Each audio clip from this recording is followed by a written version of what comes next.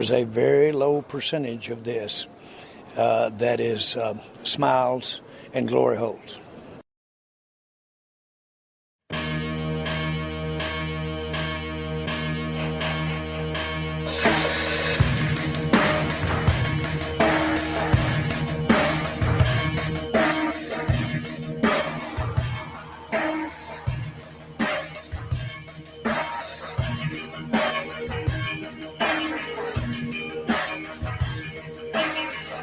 A friend in need's a friend indeed. A friend with weed is better. A friend with breasts and all the rest. A friend who's dressed in leather. A friend in need's a friend indeed. A friend who'll tease is better. Our thoughts compressed, which makes us blessed and makes for stormy weather.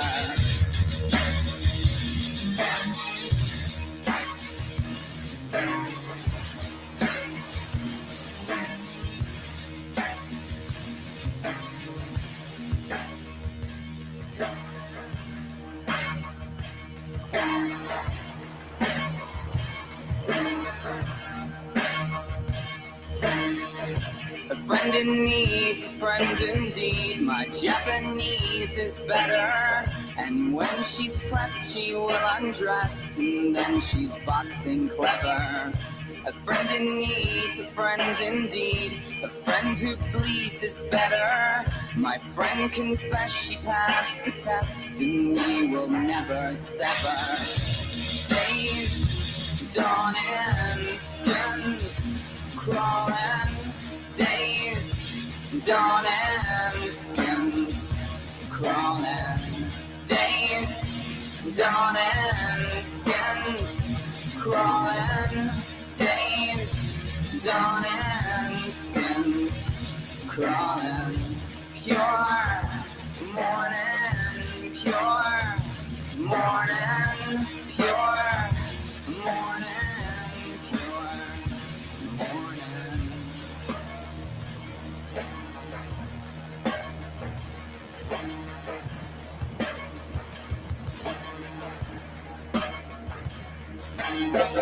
A friend in need's a friend indeed. A friend who'll tease is better. Our thoughts compressed, which makes us blessed and makes for stormy weather. A friend in need's a friend indeed. A friend who bleeds is better. My friend confessed she passed the test, and we will never sever. Days dawning, skins crawling. Days dawning, skins crawling. Days dawning, skins crawling. Days dawning, skins crawling. Pure morning, pure morning, pure morning, pure morning, pure morning, pure morning, pure morning, pure morning. A friend in need's a friend indeed. My Japanese is better. And when she's pressed, she will undress. And then she's boxing clever. A friend in need's a friend indeed. A friend with weed is better. A friend with breasts and all the rest. A friend who's dressed in leather.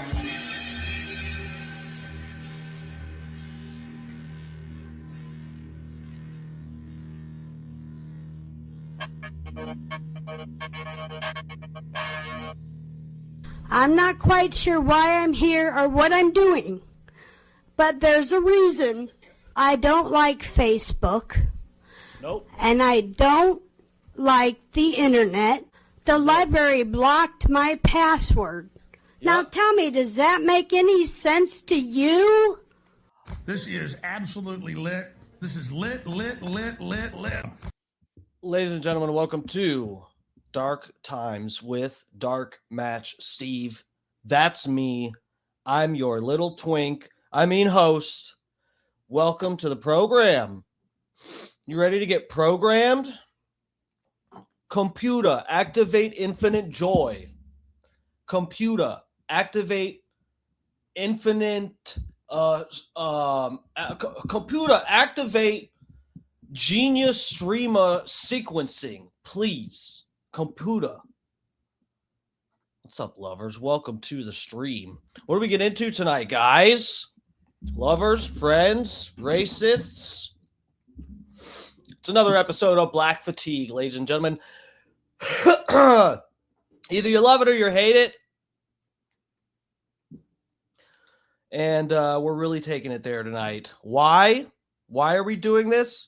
Well, again, I've been saving up news stories and stuff to talk about this. Black fatigue, if you're not familiar, is when it's normally when white people, but it can be people of any race, even other black people. But it's when people get fatigued by the actions of black people, okay? Tonight is one of those nights where we cover different people getting fatigued by black people, okay? And sometimes it's like completely unjustified, you know? We try to just score it fairly here. Sometimes it is possibly maybe justified. You know, we gotta look at each of these cases fairly. All right. And, as a white person, I'm going to try to not get fatigued myself. No, I'm kidding. For realsies, this is an interesting story that's popped up. I think, this is the thing. I never know how to go about this stream. Sometimes I pop on here for a black fatigue. I just want to troll the shit out of you. I want to trigger people. I want to look racist. Okay? Because it's funny sometimes. Not because I, am racist or I think white people are better. I don't like any race of people particularly. But then sometimes we don't do trolling and we actually try to have a conversation on here about race, difficult conversations. Sometimes I try to do that and people can't handle it. Then we just go back to trolling. Okay, so we'll see where this goes tonight. But yeah, guys, this is the trending story right now. A lot of people are talking about is. Now, and the wording with this, to me, is problematic in a way. We need to look into this, guys. But it's a Tourette syndrome activist yells the N-word at BAFTA during BAFTA. What is BAFTA? Good question. I have no idea either. It's some kind of award thing that people care even less about than the Grammys. And like the Oscars, I've never even BAFTA, never heard of it. That's probably going to make me sound more racist. Is BAFTA an African American thing? Does BAFTA have anything to do with race? I really have no idea. I don't care. Some award show, I don't care. The only thing I care about is having this conversation about whether these fucking Tourette's people are faking it or not. Okay. And also, what has become part of the conversation with this is, are there people who have Tourette's? And we get it that they are triggered, like they have these not triggers, they have tics. Okay, even if you're being extremely charitable and you say they can't control the tics, okay? Like, I get it, they have to cuss and say something crazy and scream it because that's Tourette's. But do your tics, your Tourette's tics, do they have any reflection on your inner feelings and thoughts? Like if you're someone with Tourette's who just keeps yelling the N-word, I mean, does that actually make you racist? A lot of people would say no. I'm not sure. I'm really not sure. Is Tourette's, maybe we can look into this some. I don't know. I've never known anybody that has like full-fledged Tourette's like that. I've known a lot of weird people in my day, but no one with like full-blown Tourette's. But if Tourette's if it is what it seems like, which is people with Tourette's, they almost kind of think normally like everybody else, but then they just have these tics where they will scream a curse word that they're thinking but shouldn't say. You know, is that what it is? Is it just like with Tourette's, you momentarily lose the filter that tells you not to yell the curse word? Because if that's the case, then if people are yelling the N-word and they have Tourette's, maybe it does actually reflect their inner racism. I don't know.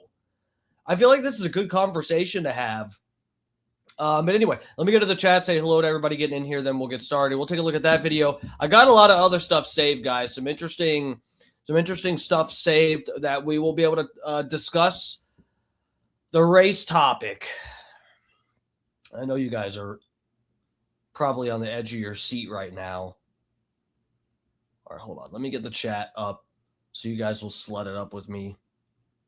There you go. You guys are up on the page. Can you see yourself? Kenny. Thank God I got a mod.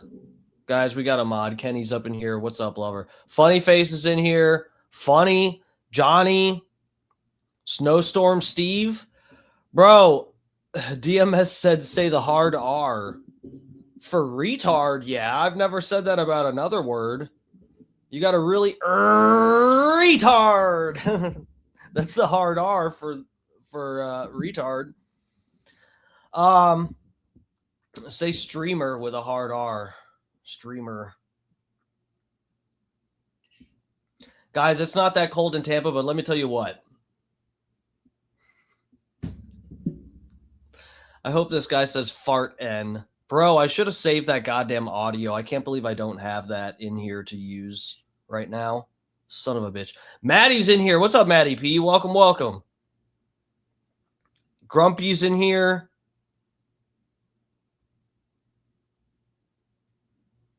You can't say the F word in chat?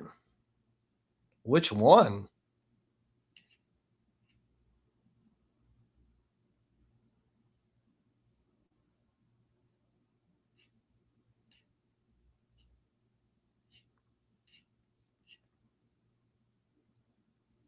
Anyone been blocked since I've been gone? I don't think so. Everybody, welcome back, Maddie P. Dude, I hope you're doing well. Hope you're feeling better.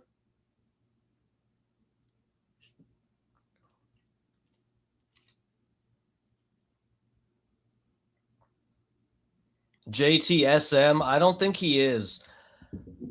I can't even remember at this point. Guys, I'm whatever. At this point, I'm kind of just like wanting to get on here and just do my stream and spout my shit off and stop trying to keep track of who's in here and who's not. And honestly, guys, I just wanted to do my stream, and people have a variety of reasons to fucking hate me and stop watching the show and whatever.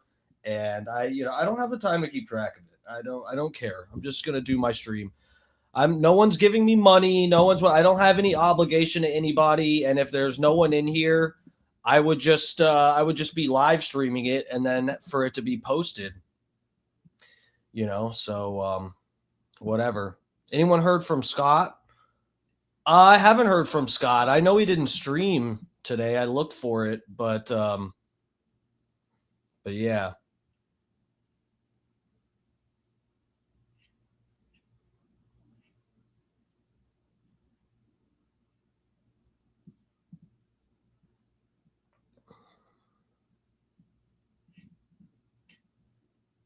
Brian from Philly. What's up, bro? Welcome, welcome.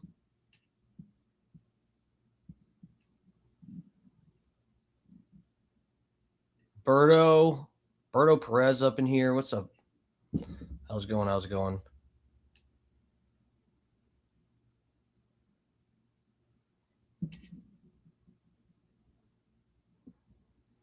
Michael Earl. What's up, guys? Scrolling through the chat, lovers. Bob Cook. What's up, Bob Cook?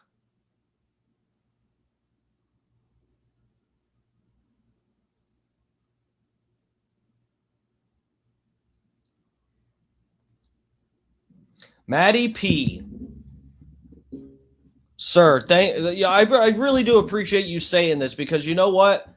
I have too much dignity to sit here and beg people to hit the like button and the subscribe button and the bell notification thing and set it so that, every time I fart, you get a notification. Thank you for saying it, because I refuse. I refuse to take time out of this stream to sit here and beg and remind you to hit like buttons and subscribe buttons and notification bells and get in the comments and the chats and all that to help me with the algorithms. I refuse to do that. So we're just going to move on, but I appreciate you putting that in there, since I refuse to ever talk about that, because it just takes time out of the stream. It's like redundant and pathetic. The watchers, we should not promote more divide shit. If you read between the lines with tonight's stream, then you'll understand that I completely agree with you. Welcome, welcome.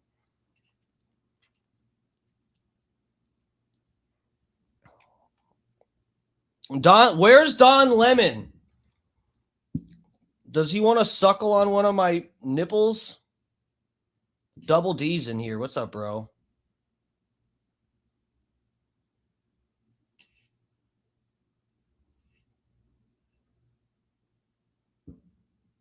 Oh, this person left. I was censored, even if trolling. See ya. We're gonna miss you a lot, buddy. I just want to say thank you for getting in the chat and telling us you're leaving. We're gonna remember that. Years from now, I'm gonna be doing this stream. I'm gonna get on here. I'm gonna say, guys, remember that guy, the Watcher 6862? Man, he just left us. Years from now, I'm going to be live on here. I'm going to say, guys, the Watcher. Everybody pour one out for the Watcher. He's no longer with us. Butter Knives. Lover, welcome, welcome.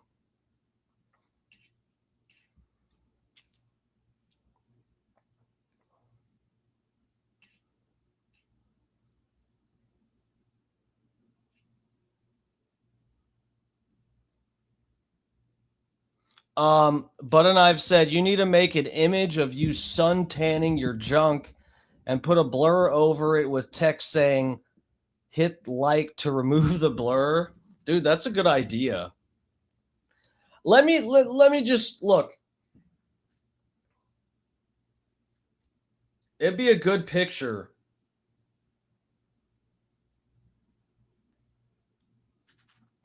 Bruh. Hold on. No. I showed you guys this already, I think.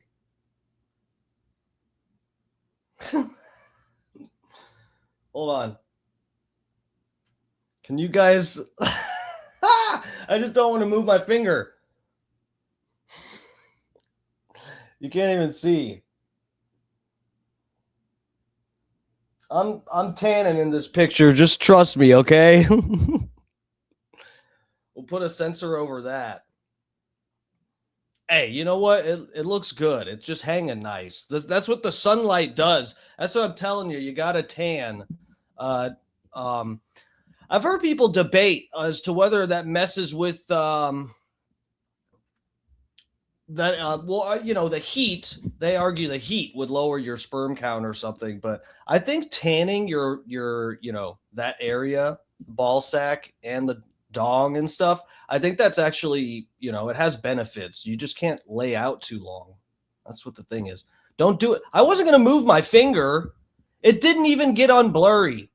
Hold on, let me see. Yeah, you can't see nothing.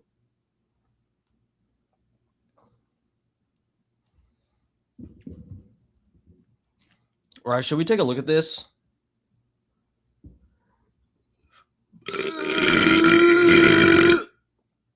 Oh, God, guys. I'm so fucking over it. All right, so let's pull this up. Let's get this deal. This is where'd I have this? Okay. Guys, I need to hit this bowl. That's what the problem is.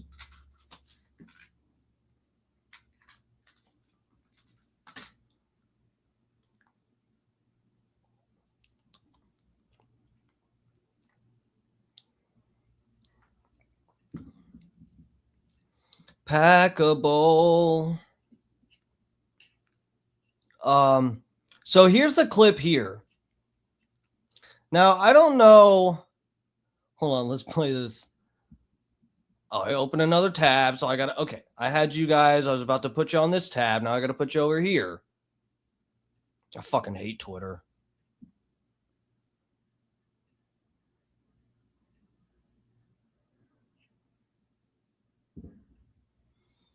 So here's the clip. Tourette's activist, John Davidson, shouts this word and bitch at Michael B. Jordan.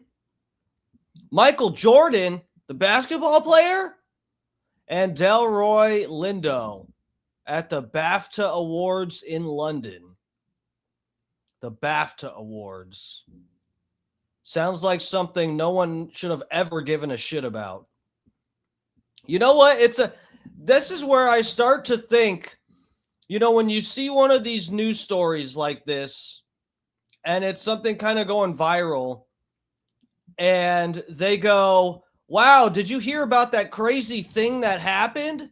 And you're like, what happened? And they're like, this crazy thing, it happened at such and such. It happened at BAFTA. Happened at women's basketball game or something. And you go, oh, wow, I forgot women's basketball existed. Oh, wow, I've never even heard of BAFTA. What the fuck is that? Is this like a publicity stunt so that people know what BAFTA is? I've never even heard of this. What is this? Okay, let me just play the clip.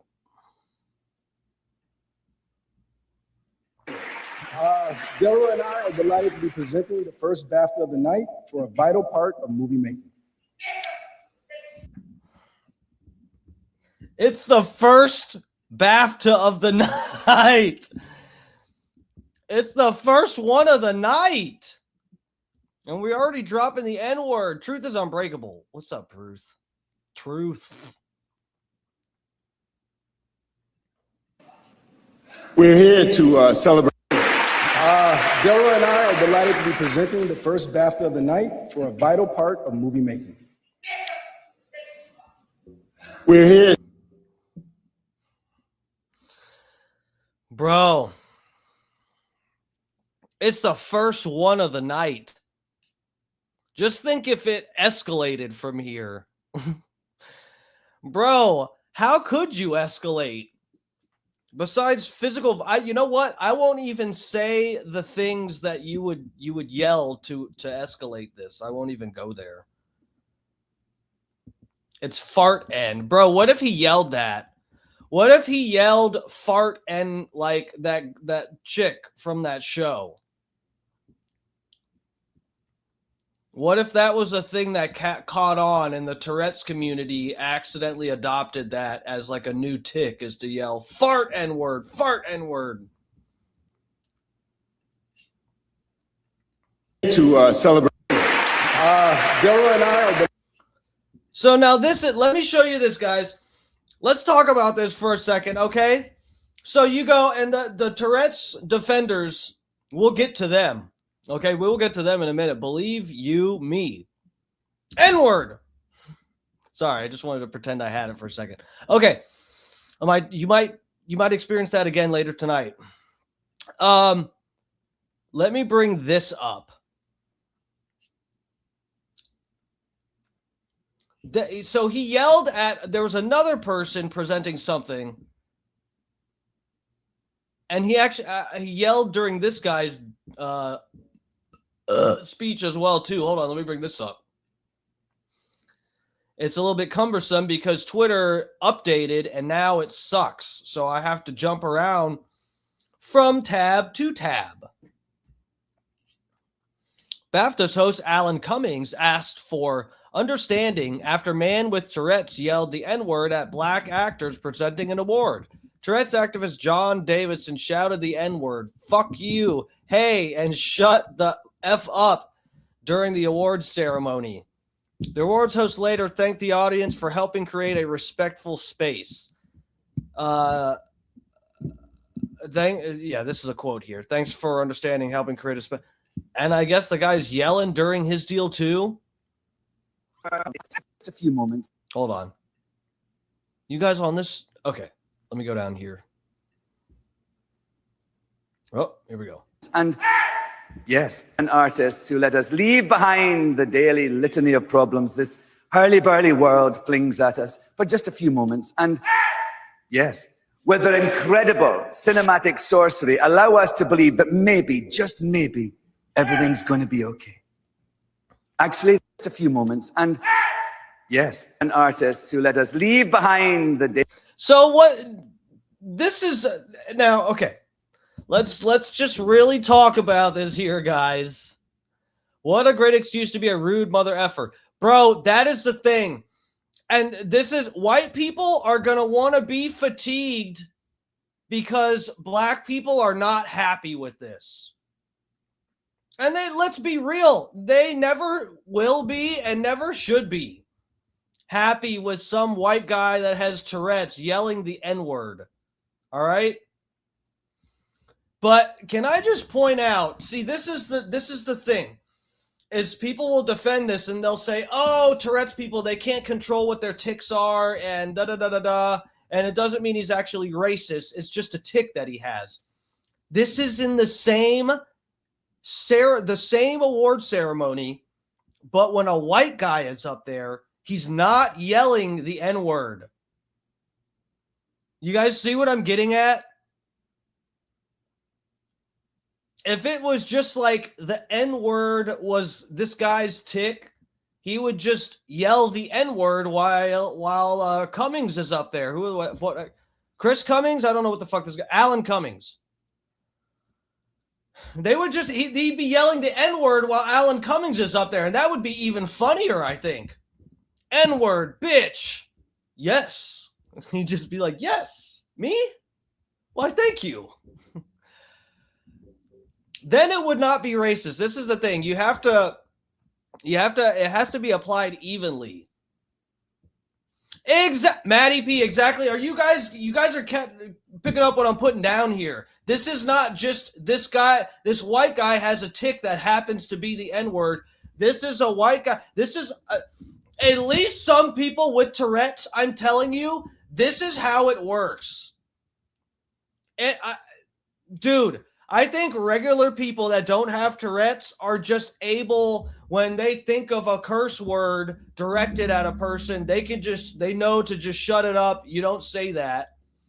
And so they unjustifiably, most people would be classified as, "Oh, they're probably not racist. Never heard him yell the N-word," but you're thinking it. Or you're thinking the F word, or you're thinking something fucked up and you just like, "Yeah, I can't say that." These fucking people with Tourette's, some of them probably are racist, and the tic applies to the situation. That he yelled the N-word only at the black people, right? So I think that shows that he may be partly racist or something. But then the thing is, it's not fair because he wears his racism on his sleeve unintentionally, if we are to believe that Tourette's is real, which I'm not even convinced yet. Okay? Yes, I like to think that's how it works. Dude! And this is the thing. I'm not even trying to single out this white guy like, "Oh, you're the only one having racist thoughts and thinking of saying the N-word." Okay? I think about saying it all the time. I just know better than to do that. It's because I don't want to get beat up. That's like, part of it. Most of the reasoning. No, for real though. See, the thing is, it's really not fair to this guy because he can't control it. But do I think that there is a race a racism, or I think it'd be better to say tribalism aspect to this. Of course, I think there has to be, even if it's just like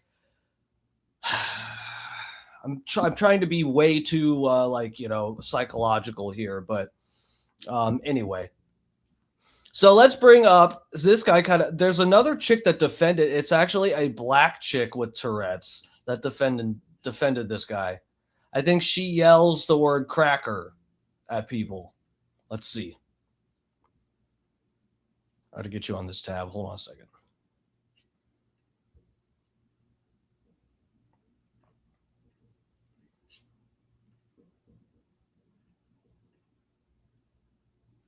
Or how I look right now. Okay, what is her caption? Vio creator Kill Kiyoshi. Kill Kwon Yoshi. I don't know. With Tourette speaks out on BAFTA controversy after John Davison involuntarily slurred during Michael B. Jordan and Delroy Lindo's presence. Let me just say, too, doesn't it have to suck to be named Michael B. Jordan? Is that not like every time someone says your name, they're just rubbing it in your face that you're not the real Michael Jordan? Don't you have to hate to live in the shadow of a fucking basketball player who likes to gamble and grab little white kids' butts? I bet that must actually really suck to be, your name's Michael Jordan, so everywhere you have to add your middle initial, just so people aren't disappointed when they see you instead of the basketball player who gambles and grabs little white boys' butts. That must just be a hard life. Where's the I lost the tab now. Here we go. Now, critical retention. Oh, this is going to be good. Hold on. She got little pops and whistles and all kinds of stuff. This is like the Swahili version of Tourette's. Ignore how I look. Oh my God, it is. Right now, critical retention. I am not feeling too great. However, there is something I have been asked to talk about. Part of movie making. And that is going to be the BAFTA situation. I have been seeing a bunch of outrage about it, people saying, oh, well, why would that even be in his vocabulary? He did that on purpose and all of this stuff, and that racism is to excuse. A very sad day for the Tourette syndrome community, especially for the ones that have coprolalia, because when you come online and you see thousands of people hating on your condition, specifically coprolalia, because that's something that is already very embarrassing for all of us. Not going to say that people can't be offended by the fact that somebody said the N-word as a tick. However, it's not something that somebody can control. It's not something that somebody wants to say. And I've been seeing a lot of people be like, well, he said it like when the crowd went silent. That is most likely when a tick is going to happen when you're in public, when you're in... Dude, I was thinking about that too. That guy fucking waited till it was dead quiet in between what they were saying to belt it out.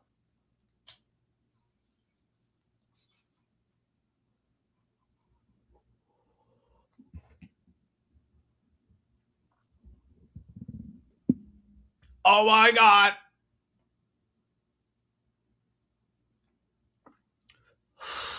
Complete silence, or when you're trying. So guys, one thing too I've been thinking about, I'll show you this thing that I found online, and I should have looked into this before, but yeah, we'll see tomorrow or the next day. I'm gonna see about going to a head shop. I was busy today, but yeah, guys, I want to get this thing. It's this vaping wand where basically you pack the bowl with legal CBDs, of course, like I smoke on here every night. You pack the little bowl part, and then this like glass bulb type of thing. It's almost like smoking meth, except you don't actually put the flame to the part that touches the herbs. like it's a bulb. If you can imagine, the herb goes into a little bowl that's about the size of my finger, and then there's this glass bulb that goes around it. And then you heat the glass bulb, but the glass that's getting heated never touches the herb, so it doesn't combust. It's fucking cool, dude. I've been I've been thinking about switching to that. So yeah, you pack the bowl, put the fucking the bulb thing over top of it. You fucking heat the shit out of the bulb for like 15 seconds with a blowtorch, and then you can puff on this thing, and it just vapes the shit out of your weed, never burns it. It's so, dude. I've been thinking about switching to mostly vaping. I'm pretty sure I'm gonna go check that out. It's called a something. It's like a wand, something wand. I don't know. I'll look that shit up. Promo's in here. What's up, lover? Welcome. How we living? We living large. Guys, I got excited for tonight. I'm wearing a cock ring. I don't know why. All right, let's go. Not to say or do something. We must understand what coprolalia is. Coprolalia Thanks for finally getting to that, because we've all been wondering since you first said it at the beginning of the video. Let's go. causes involuntary swearing and inappropriate tics. This can include the N-word, slurs, etc. I am a black person, and even I have the N-word tic and slurs as tics. This is Oh, well, of course. Well, come on. We all know this. Black people use the N-word more than white people. You would expect that trend to continue into the Tourette spectrum. something I don't see many talk about because of situations like this. Is it a disappointing thing? Shut up! That it happened in public in front of that entire crowd, specifically to Michael B. Jordan and the other presenter. I'm so sorry, I do not know his name. I wish I did, but no disrespect to him. I just am not too aware. No disrespect to you, but you don't share a name with a basketball player. If the other guy's name was Kobe, we would have remembered. Let's continue. Yes, it is a very unfortunate situation. Seeing so many people say that they would invoke violence against people with coprolalia if they can't control their tics. That's ableism. The fucked up thing that this happens, yes, but it's something that we... Bro! Dude, Kill Tony! The last episode of Kill Tony, there was a guy on there with Tourette's.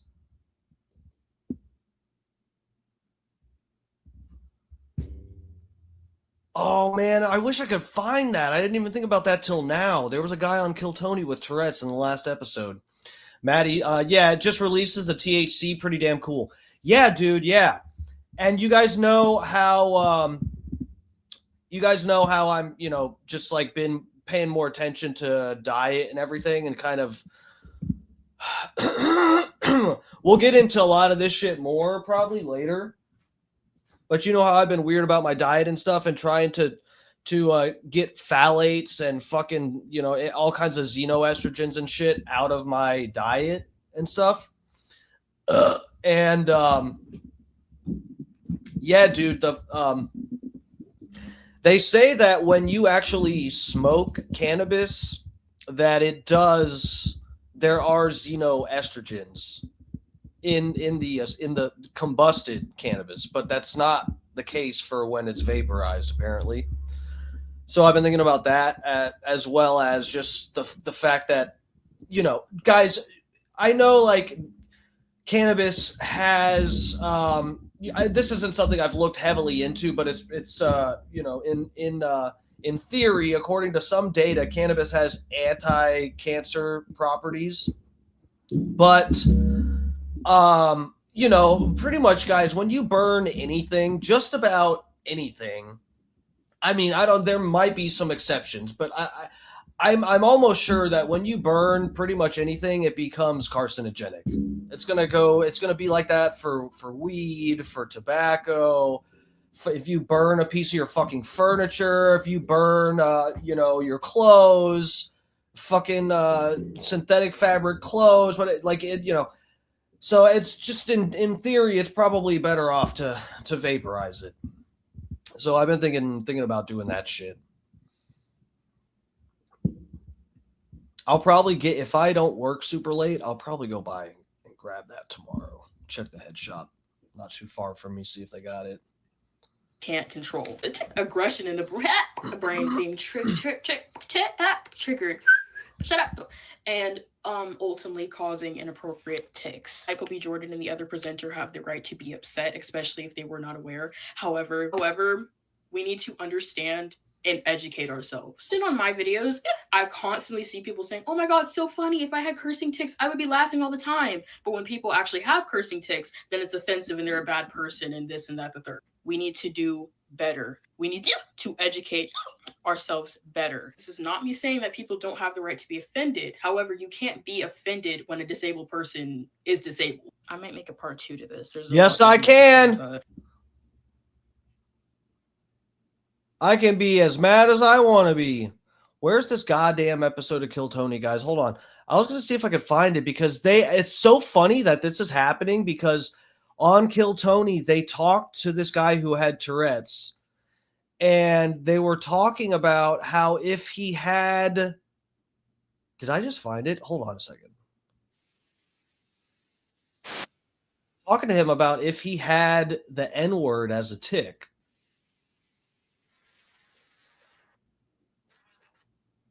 Let me see, guys. Hold on one second. It's not this bitch.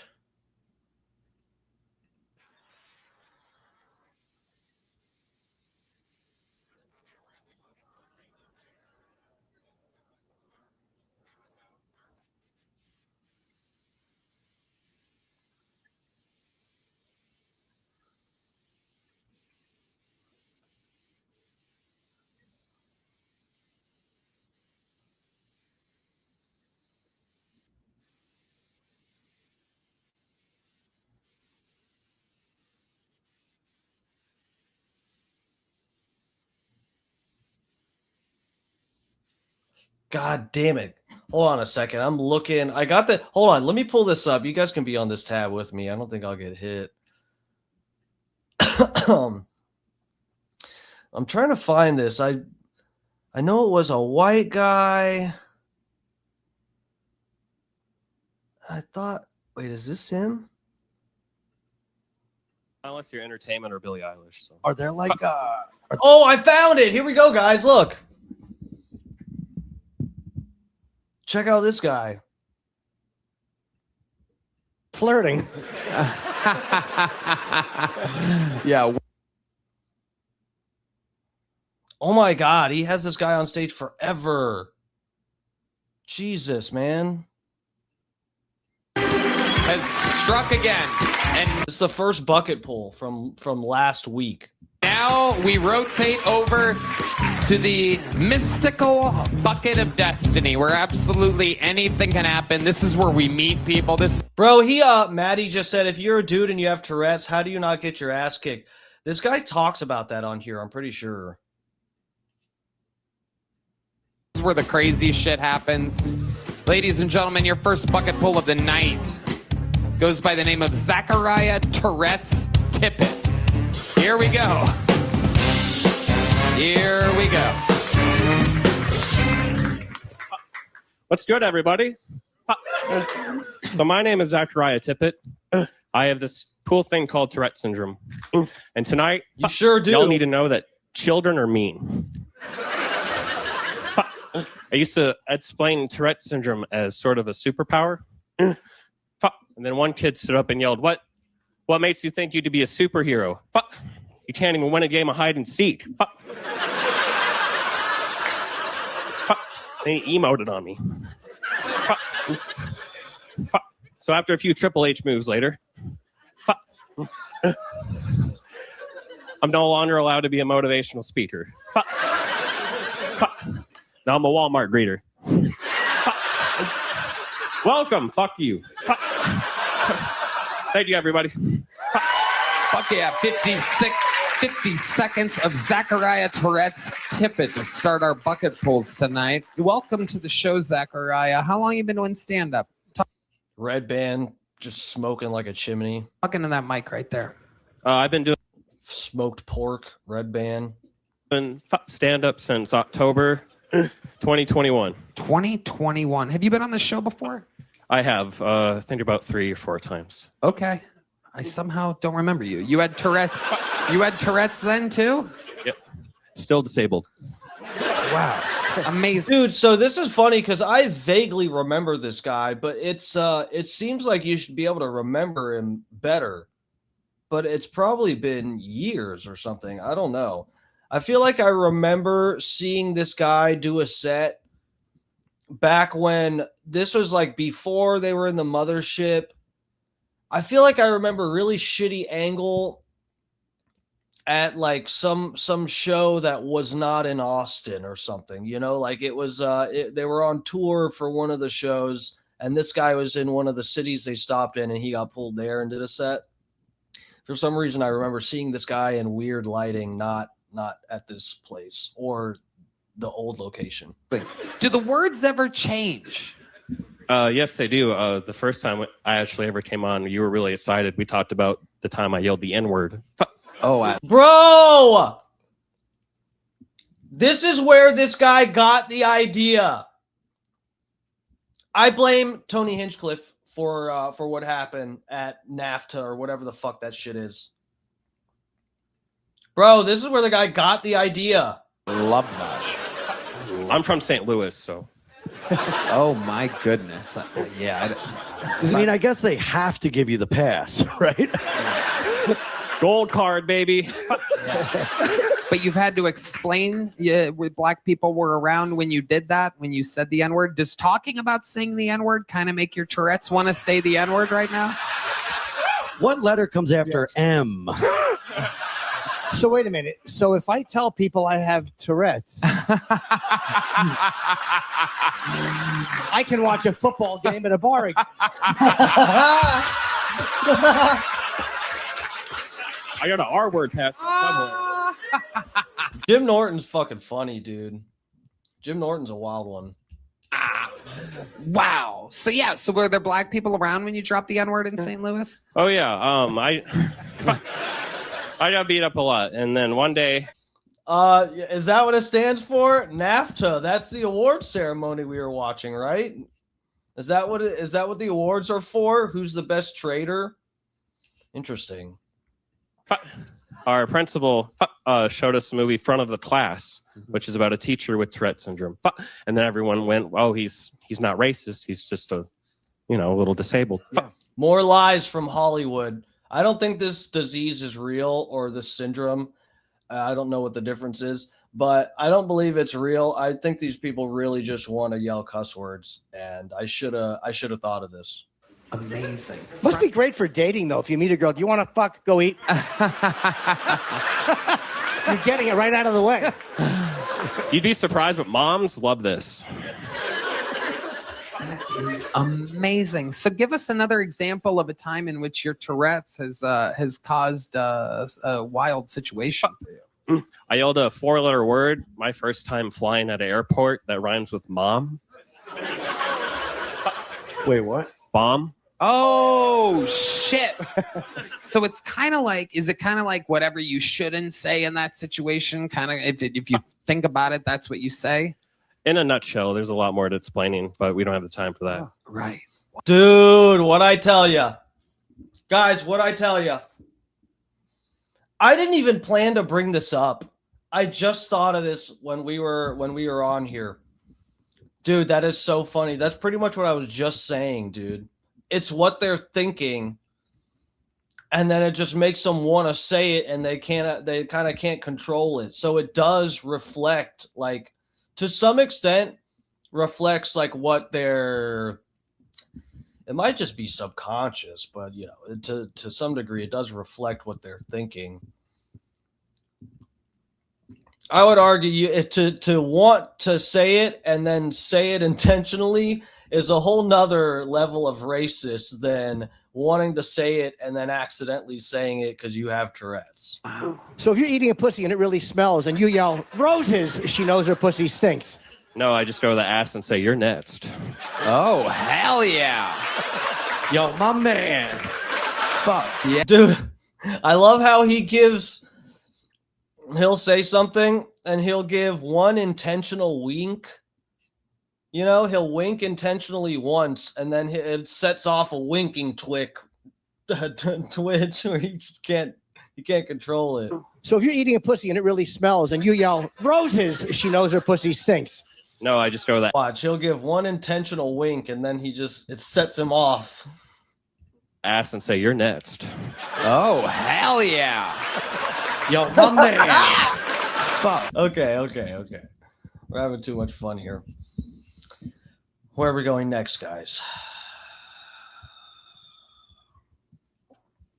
Here, let me pull up the gram. So I got a few things saved over on the gram. I got more stuff saved on Twitter, damn it. That deal.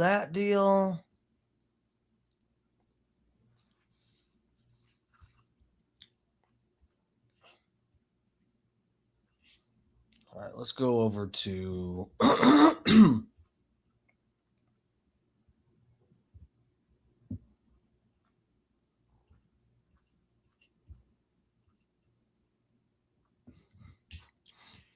let's go over to this deal.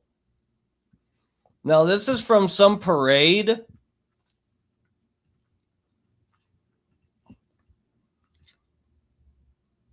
What the fuck parade is this? This ain't MLK.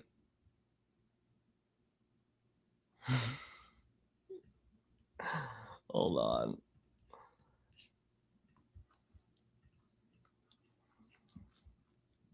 Now check this out. Let me go down here so we got it as big as possible.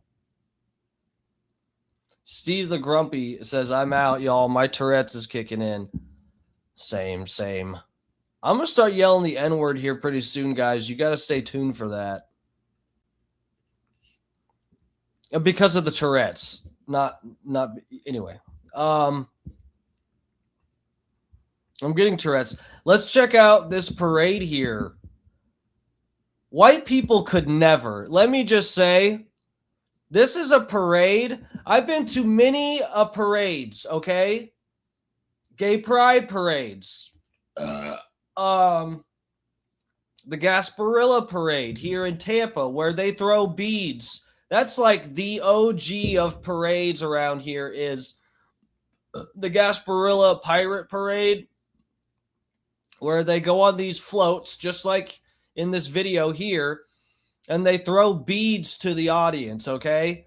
And these women will just flash their tits, their ass, their whatever, their labia, just for some fucking plastic beads. And it's the craziest shit. Now, a TV is worth flashing your tits for. White people could never. I think this fatigues white people because the parades, we never throw out a free TV to white people. Look at this.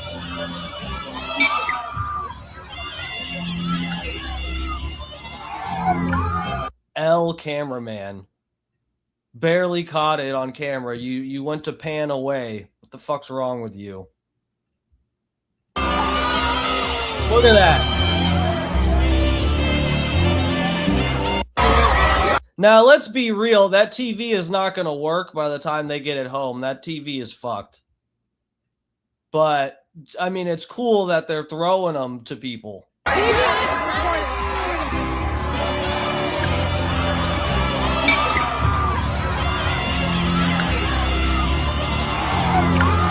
Let's be real. That TV probably got damaged there. And then the, 24 other people that are going to play tug of war with it is likely not going to help. I hope there's a receipt in the box.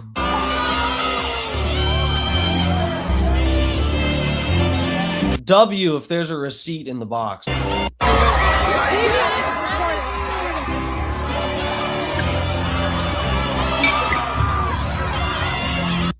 What are you saying? Johnny Z, he said, fighting over a $98 Walmart TV.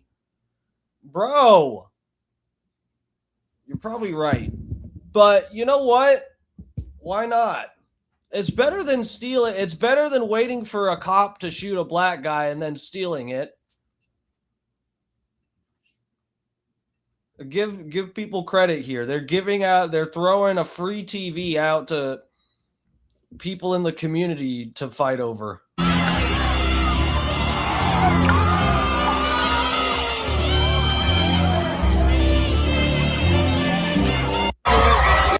God damn.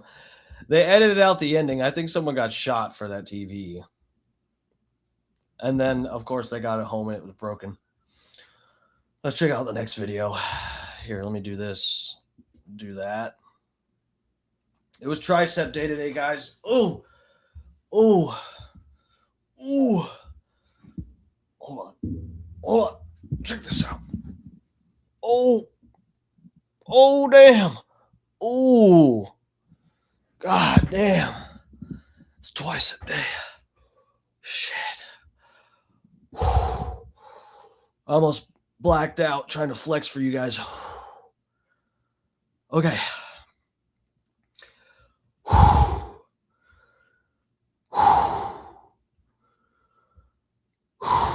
Let's check this out.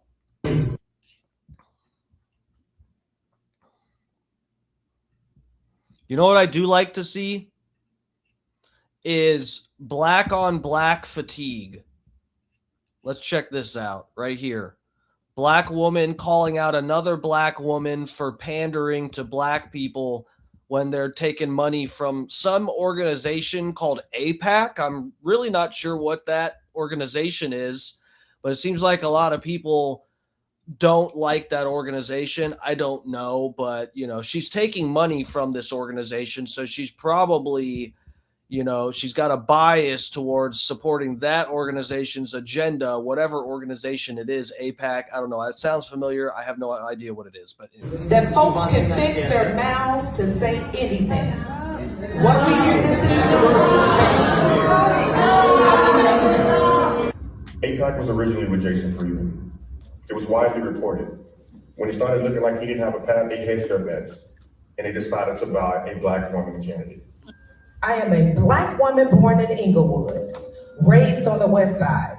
I don't have to prove anything to anyone, and that I will not turn my back on my community. If you think that I'm going to go to Washington, D.C. and vote against myself, that is insane. So I'm the only candidate up here that APAC actually spent money to oppose. Melissa Conyers Urban, you do not get to hide behind the blackface in our community when you are selling us out. Dang! Mama getting cooked. She getting cooked down there on the end. You do not get to take on Donald Trump when you're being funded by the very people that Trump is being funded by. Dang! Dang. And so when you all are seeing these commercials and you are seeing what folks are saying, understand I'm going to hit you with a sheesh on the next one. Be ready. Lock in. That we are not for sale. And the greatest office in this land is the office of the citizen. And you need to elect somebody that makes it clear. Our communities are not for sale. Our vote is not for sale. We are not for sale. Sheesh. That folks can fix their mouths to say anything. What we hear this APAC was originally with Jason Freeman. It was widely reported. When he started looking like he didn't have a... Bro, that is so wild. That is so wild how she can sit there and talk like that to, you know, the black community and think that they like, I feel like, honestly, guys, I'm not trying to be a piece of shit. I'm trying to be so real right here. This seems like a black woman who thinks the black community is stupid. This is what I'm seeing here. This is a black woman who's racist or, like, you know, agrees with racist things that a white person would think of. Fucking, you know, one of those crazy white liberals who thinks black people don't know how to work a laptop. This is how this reads to me. A black woman who's being funded by some organization, and that obviously you know, you're arguably corrupted, and you have biases towards supporting their agenda. And to like stand up in front of a black community and be like, oh, y'all think I'm going to go to Washington, D.C. and just vote for the Jews because they pay me money? Y'all crazy. She going to do that in front of a whole room full of black people and think that they're going to buy it. That is actually crazy. Apparently hedged their bets, and they decided to buy a black woman candidate. I am a black woman born in Inglewood, raised on the West Side. I don't have to prove anything to anyone. You do, your constituents? Yes, you do, bitch. Who the fuck? That is crazy. You don't have to prove anything to anyone. Well, then bye, bitch. And that I will not turn my back on my community. If you think that I'm going to go to Washington, D.C. and vote against myself. Just because they paid me $1 million? Ah, hell nah. Hell nah. To the no, no, no. Hell to the no. That is insane. So I'm the only candidate up here that AIPAC actually spent money to oppose. Melissa Conyers-Irving, you do not get to hide behind a black face in our community when you are selling us out. Thank you. You do not get to take on Donald Trump. Listen, based black people in the room. Yes, this is someone you need to clap for. This is good to see. As a white person, guys, we don't know what the fuck's going on in each other's communities. And sometimes you just don't know. It's good to see, a room full of black people that you don't have to worry. They get it too, guys. They get it too. They understand corruption when they see it. Someone just fucking raking in money and pretending like that they give a fuck about what you think or want or whatever. Obviously not. When you're being funded by the very people that Trump is being funded by. And so when you all are seeing these commercials and you are seeing what folks are saying, understand that we are not for sale. And the greatest office in this land is the office of the citizen.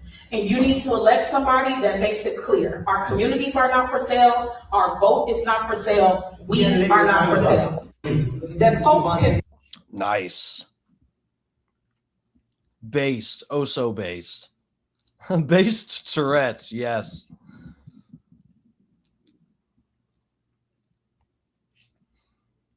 What if you had Tourette's? What if you had like based Tourette's? That's a funny concept. What if your nervous tics were like you just drop conspiracy knowledge or something? Like instead of yelling the N-word, you yell something like, the vaccines, they weren't safe and effective. Oh, I'm sorry, I can't help it. I've got Tourette's. Sorry, guys. They're spraying chemicals in the clouds. What if that was your Tourette's? You just yell, but like actual factual stuff. And if someone questioned you, you could cite studies and stuff. Just right off the cuff. Not even, that'd be base Tourette's. That'd be good. All right, hold on. Let me get this. Wait, where'd my other? Let's check on Mr. Beast, guys. Now, you guys remember long ago, way back when why did I do that? Long ago, back when I first started the stream, ladies and gentlemen, I reported on the Mr. Beast stuff. We talked about it on here. Look, if you in any way trust this man, now I get it. He's like digging water wells and stuff for like little African kids and stuff like that. And I get it. Like, you got to give him credit when he does good stuff. And it really, it's not fair to you know, in a way, you can separate these things, but it's like, you know, when someone there's what you guys remember all the fucking weirdness surrounding Mr. Beast and the fucking you know, the trans person that was there, and they were talking to little kids through the Messenger app and stuff, and Mr. Beast also had that fucking weird lolicon picture on the wall, and they were ordering pizza during the part featuring this lolicon painting on the wall or whatever the fuck. It was all these weird red flags with Mr. Beast and stuff. Well, here is supposedly like an update. Okay, let's check this out. Mr. Beast hires his cousin who fucking beats dogs. Then his cousin's like, yo, I got this homie. He's a gay porn director. We should totally hire him. Then Mr. Beast agrees for some reason, hires the guy. The guy sexually assaults someone, and Mr. Beast doesn't fire him. He just puts him to another company. Then the motherfucker brings him back after the sexual assault and gives him a promotion? What? And this was after all of his social media accounts were deleted, bro. You're not going to tell me Mr. Beast wasn't behind this? This person is especially credible, in my opinion. I asked them, did you see or hear of any sexual misconduct at the company? They say, yes, LaQuia Hill, the current COO. In 2021, he had an assistant named victim's name. I heard LaQuia acted very inappropriately with victim, booking hotel rooms with only one bed, walking around in his underwear, having victim come to his house and showing him his sex toy collection. Just in general, LaQuia made victim uncomfortable. Victim started complaining to higher-ups, and a report got written. LaQuia was put on paid leave for like a month. Then Mr. Beast moved him to the dubbing company, and he was hired back in 2023 and was promoted to COO, even though Jimmy, James, and Sue 100% know his history.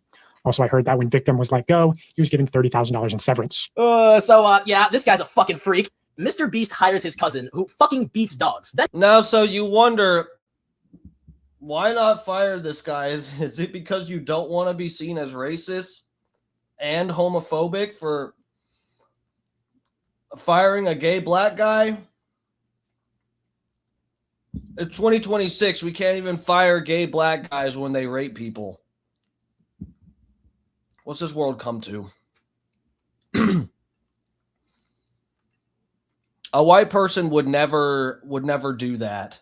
Work for some company on the set, like Nickelodeon or some big company like that, just like, you know, groping kids and then get fired and then go work for Disney or something.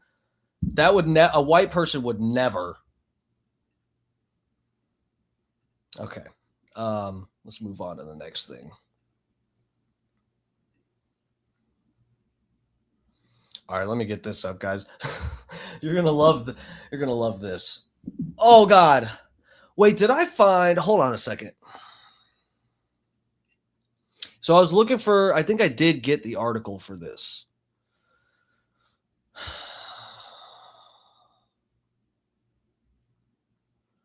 Let me see here.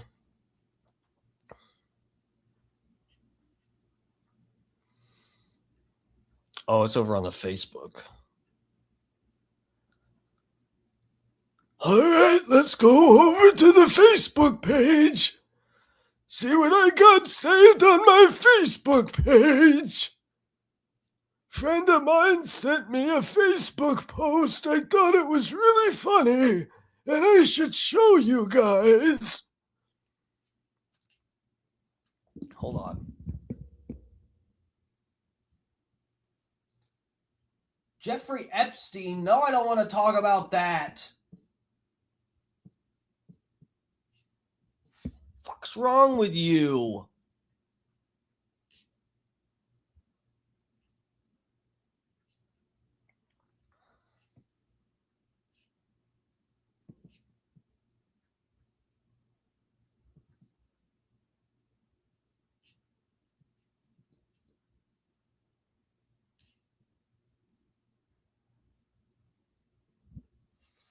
All right, so here we go.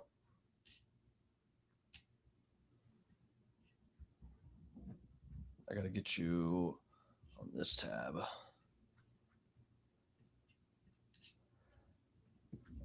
We're just jumping from tab to tab. No big deal. Slutting it up in here tonight. Holy shiz. A 13-year-old boy was... Are you guys... Okay. A 13-year-old boy was nearly killed after a man randomly slashed his neck in Daytona Beach, Florida. Jermaine Lynn Long, the alleged attacker, targeted the teen while he was walking along the pier with his family. Doctors say that just 1 millimeter deeper could have been fatal. You probably don't want to hear about this. You probably won't hear about this from the mainstream media since it doesn't fit the narrative.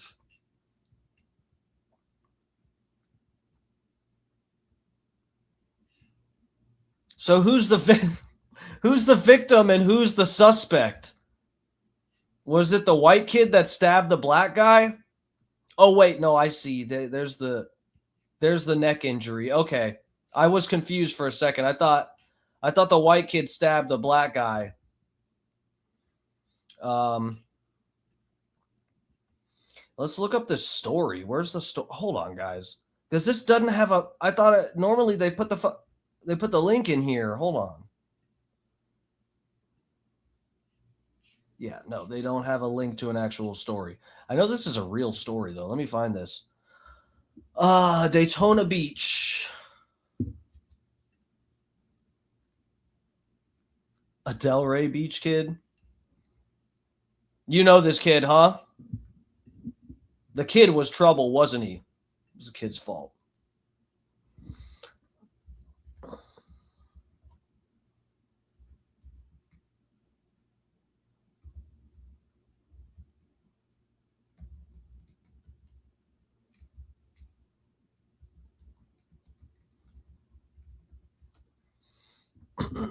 Let's see this video. There's a video on this one. Oh yeah, it's just okay.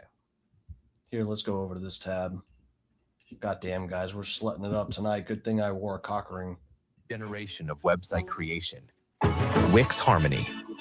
Get the power of AI and the freedom of drag and drop. Let's not. To turn your words into a website with purpose. Details on the I lost track of what tab I was on. Okay. man charged in 2 random attacks in Volusia County. Earlier this week, we broke the story of a teen's neck that was slashed during race weekend in Daytona Beach. That race weekend?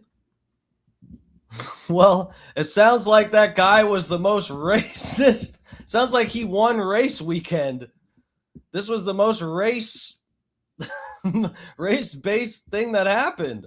suspect, Jermaine Long, is also accused of beating another person with a sledgehammer just hours earlier. And as he faced a judge this morning, we learned of 2 more incidents. West 2's Volusia County reporter Pamela Combe is live in Daytona Beach with the details on these run-ins. Pamela. What was this guy just going into a Home Depot and grabbing stuff and taking it and then just hitting somebody, closest person he could find? Hey, Michelle. Yeah, we're actually just learning from police that they're launching an internal review of these 3 separate cases that all happened on Valentine's Day here in Daytona Beach. The first was when he trespassed a home. Just a couple hours later, he was reportedly chasing a man with a sledgehammer. And the third is the one that we brought to you on Monday when he reportedly slashed a 13-year-old's throat. All of this happening just days after he was released from the Volusia County Branch Jail on a separate case. Okay, so let's just be fair here. What if in every one of these situations it was deserved because the victim said the N-word?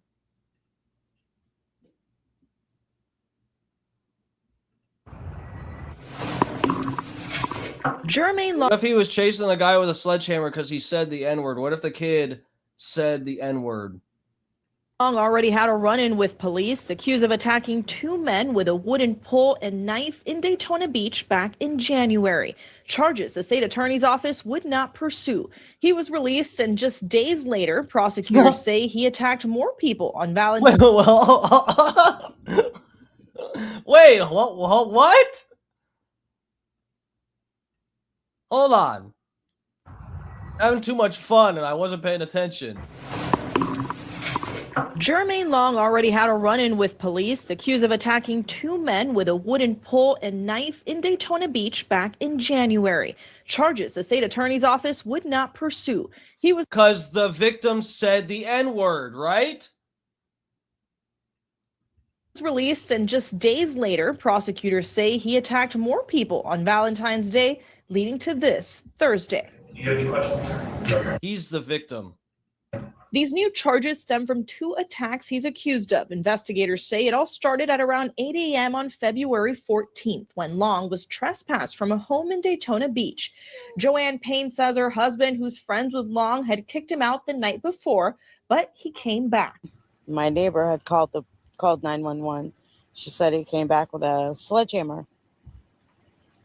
And he was hollering he was going to make some noise. Police say a few hours later, Long hit a man with a sledgehammer near the 7-Eleven on A1A. Officers responded, but he was not arrested. Then about 10 hours after that, police say he walked up behind 13-year-old Sullivan Clark and slashed the boy's throat. I didn't really know what was going on. I was a little scared because, like, I heard my dad yelling. It was... Bro, this poor little kid almost got his neck diced. I mean, he did. Listen to how just like innocent. I didn't even know what the hell's going on. I just walking with my mom and dad. My dad yelling. It was kind of painful, but at the same time, like, I feel like the adrenaline kind of kicked in. That teen got 13 stitches, but his lawyer says Long believes he's not guilty. My client has indicated that he's innocent, and that's what we're going to believe. He's innocent. What the fuck? How are you gonna... How?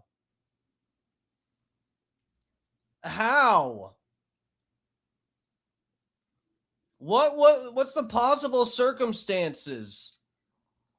Is this another incident where, you know, the white kid tried to tell this black guy he couldn't stand under the track tent at school? Because if that's the case, it's self-defense. That's a self-defense stabbing. Don't let anyone ever tell you that you can't stand in the shade under the tent on the track. Okay? Reached out to the state attorney's office about the January case, which they say they're now taking another look at. In that case, the victim says Long cut his face with a knife. And we have requested body cam video for all of those 3 cases, but police have told us that they will not be releasing that. We also asked police why Long wasn't in. Yeah, bro. They're not going to release the... Wait, which case was it? They're not releasing? That. We also asked police why 3 cases, but police have told us that they will not be releasing that. We also asked police why Long... The 3 cases, so I guess they got badge cam for all of it. They're not releasing. Wasn't initially arrested for that sledgehammer case that happened at the 7-Eleven, and they told us this. They say because the alleged victim did not fully cooperate, there was not enough evidence to justify an arrest. Covering Volusia County, live in Daytona Beach, Pamela Combe, WESH 2 News. Rain-X water repellency wiper blades apply the magic of Rain-X to your windshield. Hi, Bro, I don't know. I guess that's possible, but they're saying they didn't press charges because the victim in that case wouldn't cooperate. It's like, I mean, I'm not a legal scholar here, but dude, you don't, if I'm not mistaken, I mean, the victim doesn't have to cooperate to press charges. The state is pressing the charges, not the victim. That's just like when you get fucking busted for smoking weed or something. There's no victim to press charges. It's the state is pressing charges. I mean, if they just want to say they didn't have enough evidence all around, then that's what it is. It's I don't think whether the victim wants to. It's someone getting chased and or assaulted with a sledgehammer. I don't if there's evidence of that happening, the state definitely does not need the victim to cooperate. I know that much. That's I'm like 99% sure that's true. Mark Roy, what's up, bro? Welcome.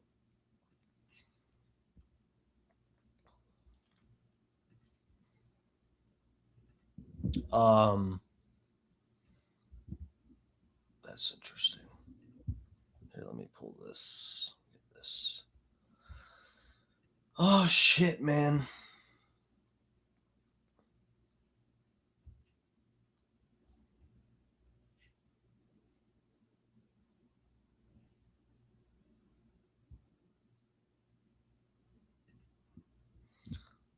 Now look at this shit. This was a guy. This was a fucking guy that went missing. Maddie says, yes, Steve, the state does not need the victim to prosecute. Yeah, I was pretty sure that was true. Obviously helps, yeah.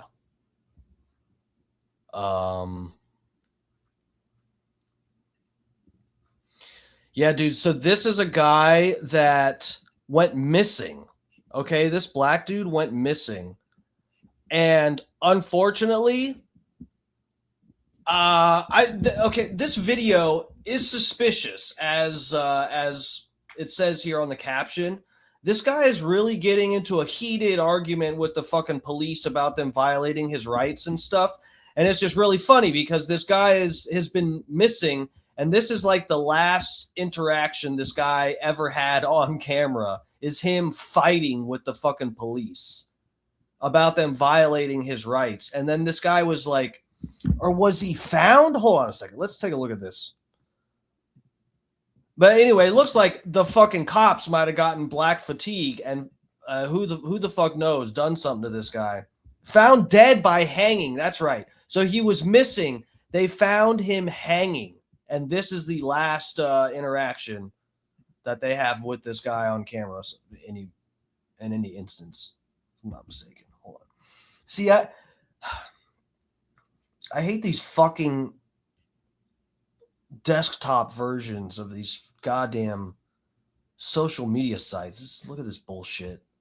Look at this bullshit. You've got the caption. Someone has writing in the video, and then the caption and the title of the video overlays on the video so you can't read what's on the video or the caption. Do you guys like that? You like how Facebook does that? Am I crazy, or is this a fucking $1 trillion company stealing and selling our fucking data and they can't even make the desktop version not fucking terrible? What the fuck is going on, Mark Zuckerberg? Really? This is like something you'd expect if I made a website. You'd be like, oh yeah, this is like this because Steve is not tech savvy. He's actually a little bit retarded, but he's like kind of entertaining, so we put up with him.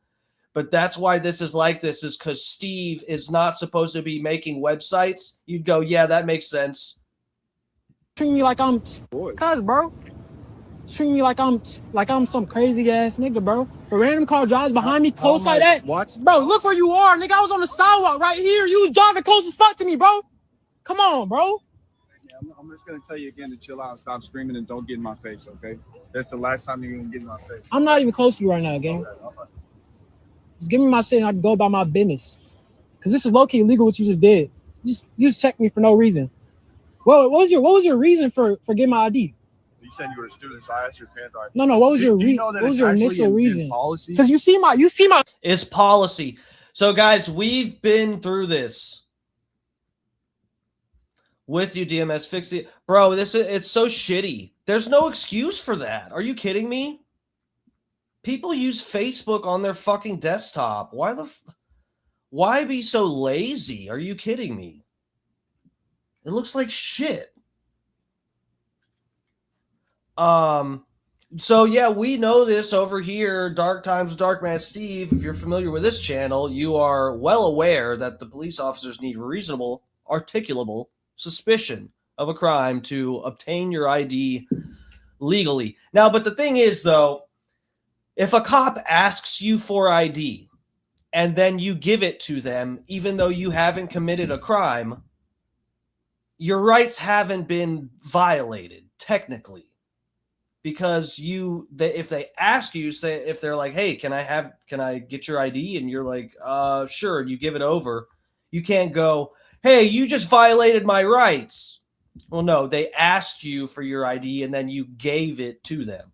If they require you to give ID and say, if you don't give us your ID, we're going to arrest you for obstruction, then that's violating your rights. You're giving over your ID out of duress, out of threat of arrest.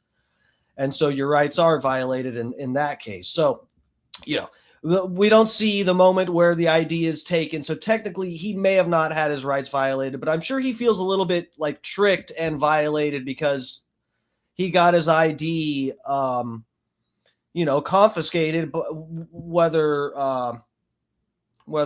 he let it happen or not, he gave over his ID when he probably didn't have to. And the cop, you could hear the cop was just going in to explain that it's policy, He was about to say, it's policy that we get your ID to ID you if we come out on a call. Well, that might be his policy to ask for ID, but you don't have to, you're not required to give it over if they don't have reasonable articulable suspicion of a crime. But it's also a little bit of a catch-22 or a trick bag in a sense, because the officer technically does not have the obligation to explain, to articulate his suspicion of a crime.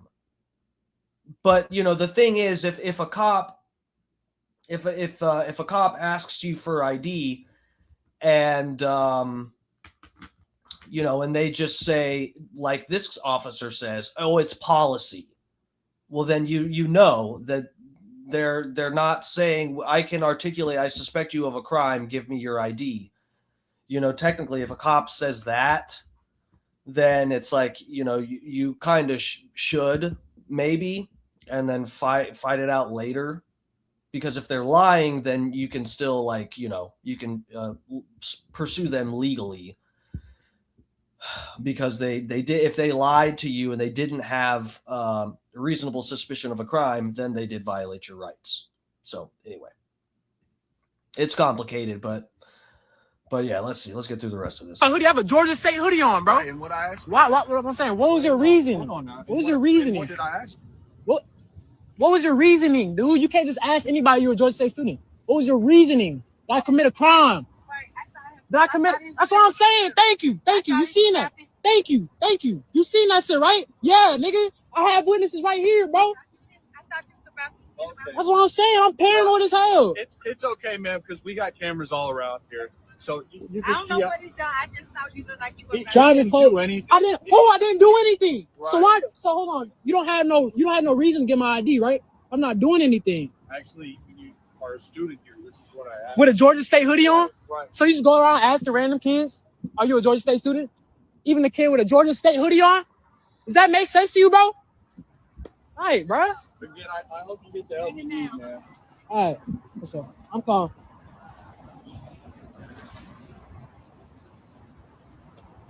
I just gotta videotape this bullshit, bro. Like, this is literally a police harassment. How are you gonna ask me if I'm a Georgia State student with a Georgia State hoodie on, bro? That doesn't mean you're a student. Georgia State hoodie on, gang. Come on, bro. Use your brain, nigga, bro. Treat me like I'm cuz, bro. Treat me like yeah, there's all kinds of factors, Maddie. Maddie says, did someone call the police? Does he fit the description given by the caller?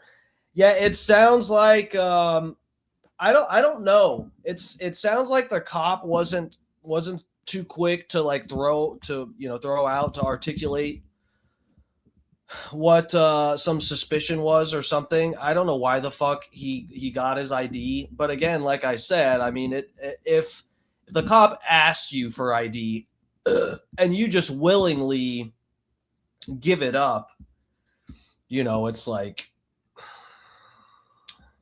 it's the same thing as if a cop asks if they can search your car and then you say, yeah, sure.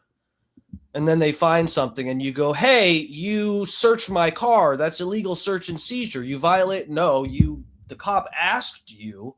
He may have not had reasonable suspicion, but the cop asked you and you said yes. So he searched your car, or he took your ID because you said yes and gave it. So it's not violating your rights. All right, let me get this next deal up here. Fuck. Here, let me do this with you guys.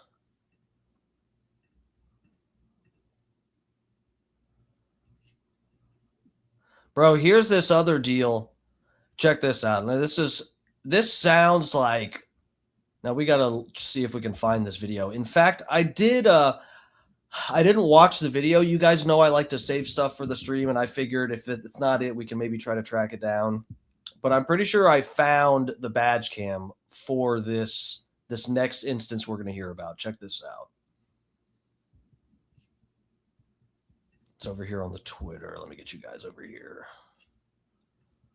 Holy shit. We're really slutting it up tonight. Thank God I lubed up. I know, it was just like a normal day at school. I was just trying to get home, get on the bus.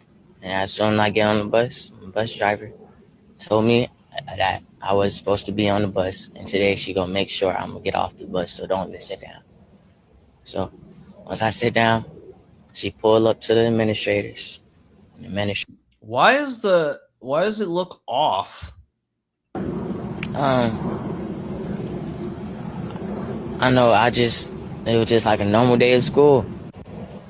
So once I sit down, she pulled up to the administrators. The administrators get on the bus. And they automatically thought I was on the wrong bus. They just, when she told them my name, they got on the bus and just told me to get off the bus. Probably all white administrators. Oh, y'all black kids, y'all playing around, huh? You think you can ride to someone else's house on the bus? Nah, get off this bus. At first I refused. And then when I was refusing, they said if I don't get off the bus, all the students have to get off the bus. So once all the students got up off the bus, I got off the bus with the students. And then as soon as we all get off the bus, they didn't check nobody's names. They just told everybody to get back on the bus. As I get back on the bus, they told me to get off. And that's when they called the officers. What? How did they let him get back on the bus? Did they get him confused with another kid? What the fuck? You tell he gets on the bus with all the other kids initially. You say, hey, you don't belong on this bus. He's like, yeah, I do. Get off the bus. No, I don't want to get off. Then they said, okay, everybody get off the bus. So they all got off the bus. And then they go, all right, now everybody get back on the bus. And then he goes back on the bus. How do they let him back on the bus? What was the point of getting everyone off the bus? And then telling them all to get back on, including the kid that they got everyone off the bus to make sure he got off. Oh my God. When I sit down, the officers had came on the bus. They asked who was the student they was talking about. And the bus driver had pointed me out. They came back. They asked me to get off the bus. I had refused and told them this. Well, I was trying to tell them this is my bus, but the students is telling them that this is my correct bus. All the students on the bus was telling them this was my correct bus. But all the other students were black too, so they didn't believe them either because they had black fatigue. Then, out of nowhere, one of the officers had said, if you don't get up and get off the bus or we're going to tase you. I said, I still refuse to get off the bus. And that's when they tried to pull. The fuck happened to his neck?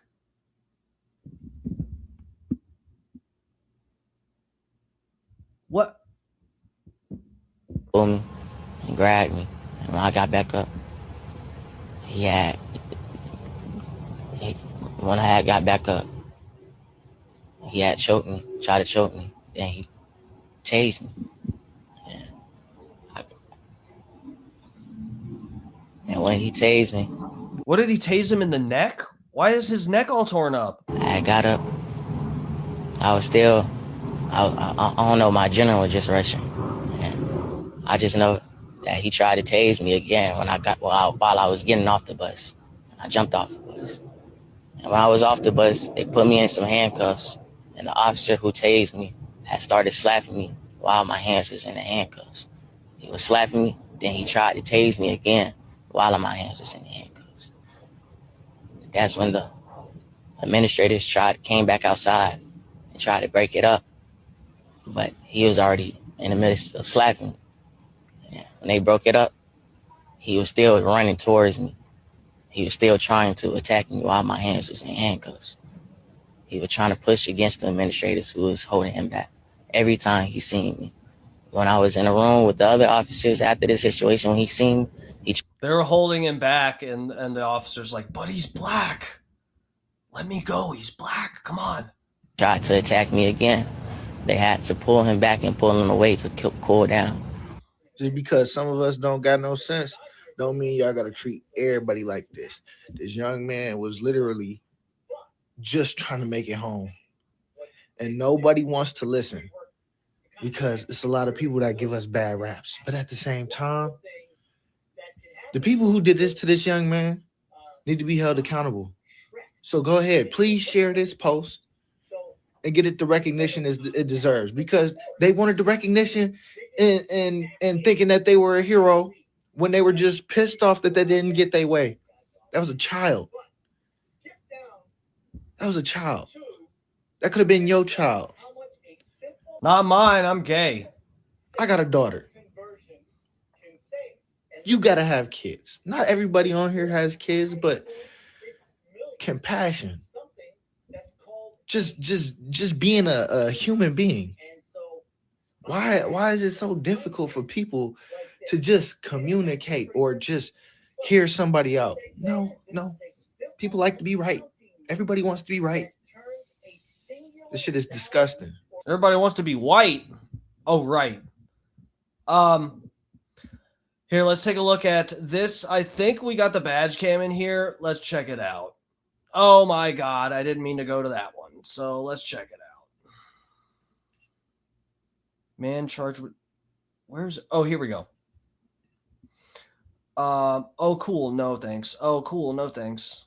Oh, cool. No, thanks. Oh, what do I do? Yeah, see, that's what I get. That's what I get for trying to just show you an article. Okay. Oh, cool. Oh, cool. Thanks. What's happening? Okay. I don't know what's an ad and what isn't. All right, so holy fuck, and StreamYard. You guys should have seen what StreamYard. I wish I could have been screen sharing to show you what StreamYard just did. Jesus Christ.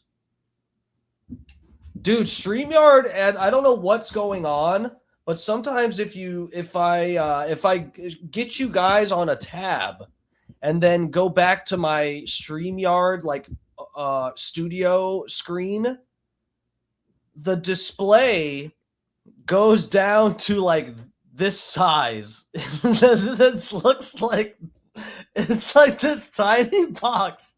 I don't know what the fuck's going on. If you guys only knew the technical difficulties I have to deal with here while also trying to like smoke bowls and stuff, you would be impressed with me. Okay, so incident, speaking of which, gotta take a puff here. Incident being taken seriously and under review after Fulton County Schools officer seen in video tasing student. The officer, the school system says, has currently been... Why would you ever word... Is this AI? What the fuck's going on? Why would you not say the school system says the officer has currently been removed from active duty? Why would you put the officer, comma, the school system says, comma, has currently been removed from active duty pending an investigation? What fucking brand of autism do you fucking idiots have that you would word a sentence like that? Moving on. Fulton County Schools says an incident scene, we're going to watch the video in a second, seen on video that began circulating Thursday showing an officer tasing a student on a bus is being taken seriously and currently under review. The officer of the school system says has currently been removed from active duty pending an investigation. The video was posted. And why? Look, and here we go again with the redundant bullshit. We just read this sentence, this badly choppy, badly written sentence. We just read that here. And then you scroll down and you read it again here. What? Dude, Butter Knife says this is 100% AI. What is the deal? Why? I just don't understand. All these articles we look at, we read articles on stream all the time, and I read through them. And yes, I actually kind of pay attention. And they're all like this these days. It's all redundant bullshit. You'll read some sentence 3 times, it's the same thing. And if you're lucky, if they word it a little differently to try to throw it off, it's like every article is written like it's some fucking kid in their sophomore year of high school, and they're told they have to meet like, you know, a certain amount of words, and they're just stressing about it. So they just start repeating stuff redundantly. That's like how every article is fucking written these days. 9 out of 10 we read on here is like that, and I'm just so disgusted by it. Like, it's so lazy, and it probably, as sad as it is, it's probably AI, and no one proofread this or gave a fuck. That's so sad. The video was posted to several Atlantic social media viral content and news accounts showing 2 officers with the Fulton County Schools Police Department approach a Langston Hughes High student. They were evidently trying to get off of the bus. It begins with the first officer who is holding his taser, but who did not ultimately tase the student, asking, "You want to get off, or are you going to make me take you off?" Wow, real hard ass here. Man, this guy's a badass. As the student refused to get off, the first officer tells him, "These kids got to go home. I'm not playing with you today, boy." Well, I'm trying to go home too. The student, of course, I'm on the bus. Yes, we're all trying to go home, officer. It makes perfect sense, doesn't it? "But you don't ride this bus," the first officer says. At that point, the second officer leans over to begin pulling the student out of his seat. Stop touching me, man," he says. "Come on, don't make this harder than what it is," he says. "Don't be a George Floyd," he says. Just kidding, I added that. As the student continues to resist being pulled out of his seat, the second officer says, "Tase him, tase him." "Tase him, he's black. He's got a gun. He's black. He's got a gun." "Why are you trying to tase me?" student asked. "Because you ain't getting up. Like I said, that's why. Now let's go," the second officer responds. The 2 officers do get the student out of his seat. Then the second officer sits him back down and at that point tases him. He said, "You know what? Now I'm mad. We're sitting you back down. We're just going to tase you. Now we've gone from just apprehending you to now we're going to torture you, teach you a lesson. Sit down and take your tasings, boy. Take your lashes. Sit down. Get up. Sit down. Now get up. Try it my way. Try it my way. Let's go. I'm going to hit your ass again," the second officer says. Oh my God. We have to watch this video. This is bonkers. The 2 officers shout for everyone. Dude, this is the thing, guys. This is the thing. And like, you know, let's not get lost in the fact that we're trying to have a little bit of fun here. Officers should not be approaching citizens like this, or even non-citizens for that matter. This is how you treat somebody that you suspect of murder or something. You don't like 2 big ass, fully grown cops, probably on fucking roids and stuff. That's like the drug of choice for cops, is they like to, they really turn the other cheek and look the other way when other cops are doing roids and stuff like that. That's like the drug of choice. These big fucking burly cops come on this bus raging, ready to fucking like put this black kid in chains, okay? Dude, like, this is the thing. They're supposed to know how to de-escalate and stuff. And it's a shame that I'm 5'7", because I would probably make a good cop. I would probably be, I'm good. I feel like I'm good with dealing with people and like sympathizing, but yet being rational with the situation. I can't see myself ever as a cop being told by the administrators, "Yeah, go get this black kid off this bus." And then I get on the bus and I go, "Which one? You know, they're all black." No, but, and then walking up to the kid and just going to rip him off of the bus and not even for a second being like, hey, why won't you get off the bus? What's wrong? And then he go, well, I ride this bus. They're just racist and or confused. And then you turn back to the administrator and go, hey, have you heard yet that he says he rides this bus? No? Okay, well, he says he rides this bus. So you want to check his name? Okay, cool. I just like, but then again, that's probably because I would be stoned too if I did that job. I wouldn't be on roids. That's the thing. Wouldn't be on roids and fucking caffeine, cigarettes. I don't know what the fuck they do.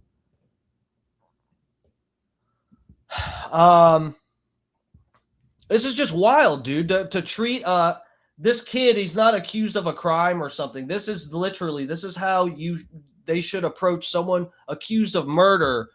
Like, this is how this is exactly the protocol they would take if they're like, yeah, there's a black kid on this bus. We're pretty sure he's the kid that murdered somebody yesterday.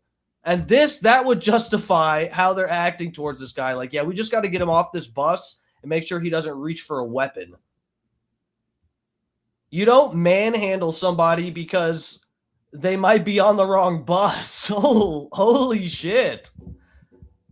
The two officers shout for everyone to get back up and clear the bus. As the students get up, he says, man, you a bitch, shut the fuck up.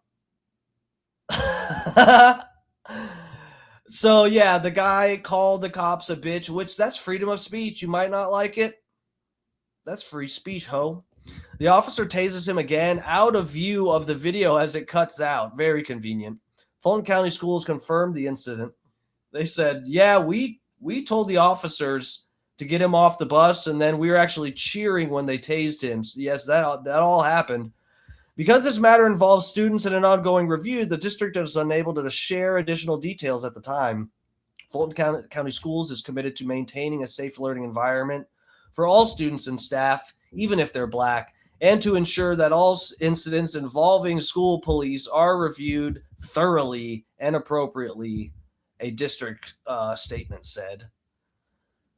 They additionally shared a letter from Langston Hughes principal to the school's community. Okay. Oh, we got more. Not that much. Okay. Dear Langston Hughes High School families, we are aware of an incident that occurred today on one of our school buses involving Fulton County police officer and a black student. This was an isolated situation, and we are actively investigating the matter in a coordination with the appropriate authorities. We are also aware that a video related to the incident is circulating online.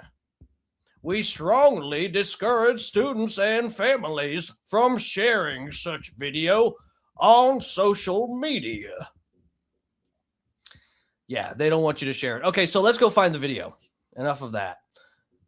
Oh, well, let's watch this. Is it in here? Let's check it out. Okay, cool. Thanks. Wow, this is a great video. A Fulton County school resource officer is under investigation after the district says he tased a student. It happened Thursday afternoon on a bus from Langston Hughes High School, and the officer has since been removed from duty as officials look to piece together what happened. Uh-oh. 11 Alive's Danielle Nottingham has been digging into the officer's past for us. She's joining us live tonight. Danielle, what have you uncovered here? Well, Jennifer, this video I can't imagine how actually racist or just full of rage you must be as a person to no questions asked, just manhandle a black kid. I can't relate. Has been all over social media today, and it's really quite shocking. In it, two school resource officers are seen trying to remove a student off the school bus. Butter Knife said, I hope that kid's parents called Top Dog Law. What's that? Dog the bounty hunter? I don't think he'll help him. Oh.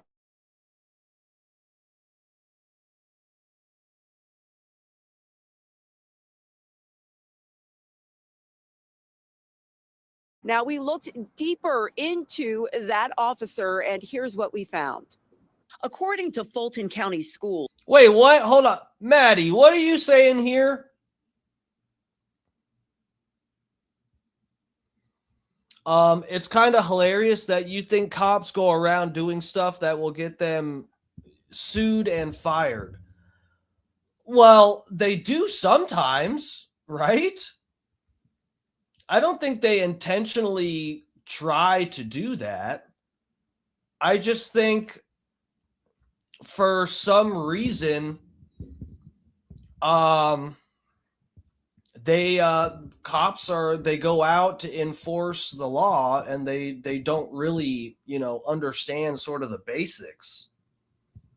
In some cases, I think there are some cops that are corrupt and they became a cop because they wanted power, and subconsciously that probably stems from a want to have the power and be able to abuse it or wield it in irresponsible ways. But those are probably few and far between. It probably is most cops get into the job like, oh yeah, I've been wronged in my life. Yeah, I want to go out and enforce the law. I could probably do it well. And, some people are breaking the law and we need justice. So I'm going to go become a cop. But somehow they end up on duty thinking like that someone can't stand on a public sidewalk and record something with their phone, or you can't walk into a fucking public taxpayer funded building and they can just kick you out for whatever reason. And it's like, yeah, they're unfortunately cops. It's kind of like I bet that a lot of cops get into it thinking they have certain laws in mind and things that they're like, oh yeah, I'm going to enforce whatever, and they'll learn certain shit. But somehow all these cops, I mean, we see the examples, and of course it's probably not the majority. I wouldn't jump to that conclusion. But yeah, it's just like somehow we have all these examples of police that clearly don't know like the fundamentals of like, you can't just take someone's ID, violate their rights, force them to do whatever when they aren't suspected of committing a crime or something. The resource officer who is seen tasing a Langston Hughes High School student is Jimmy Durden. We obtained records from Georgia's Peace Officer Standards and Training Council and found that Durden completed 4 hours of taser recertification on August 18th, 2025. Durden's records also indicate he completed an hour of legal training this past Wednesday. In total, he completed 40 hours of training in 2025, which also included active shooter and use of deadly force training. Durden has been with the Fulton County Schools Police Department since 2020. Dude, is that enough? Is 40 hours enough? Per year? I don't know. 23. He started working with the Fulton County Sheriff's Office in 2007.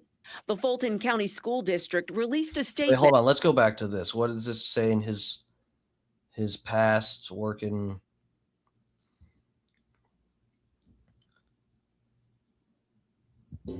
Oh.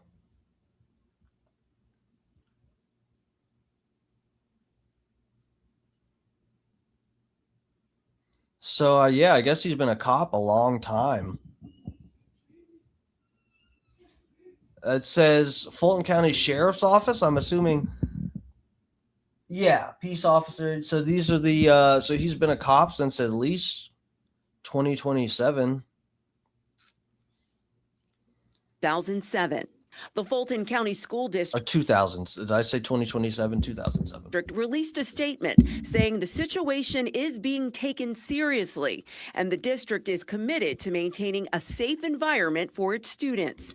Langston Hughes High School's principal also released a statement saying he is aware of the incident and called it an isolated situation. Now, we did not find any sanctions or any investigations on Durden's record with the state of Georgia, but we are still looking into the rest of his employment history. Live in Sandy. I wonder if they got one of those signs at the school, you know, like how it'll be some some factory and they'll have like a sign up with the interchangeable numbers, you know, and it'll say days since a work incident or something, you know, days since someone was injured on the job, and it'll have it counted up there. What if they have that at the school? It's like days since a black kid was beat up by a resource officer. It says 0 right now.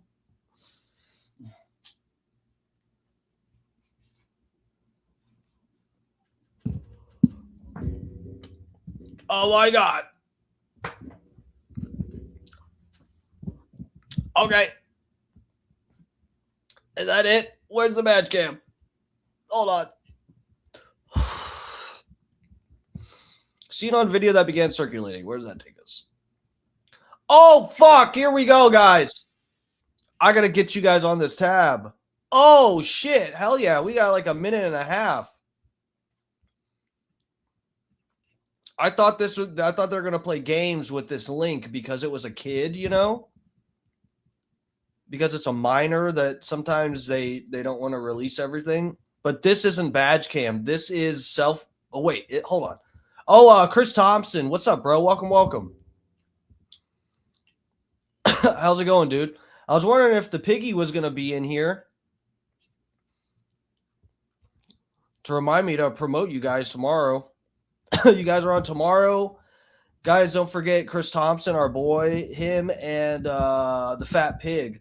Going to be on the Pigpen show. That starts at 3:30 tomorrow. You can go to Chris Thompson's channel here or the_fat_pig to watch. Get your face in the trough, lovers. It's the Pigpen. All right, let me get you guys over here. This is the video. Uncensored. Wait. Yeah. Here we go. So, Fulton County Schools officer removed from duty after tasing a student who refused to get off the school bus. Let's check it out.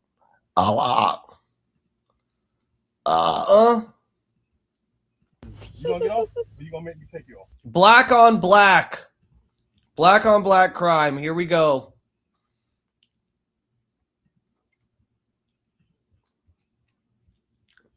I mean, I was hoping it was a white officer. I really was. You gonna get off? Or you gonna make me take you off? Hey, that shit ain't baby. You gonna get off? Or you gonna make me take you off?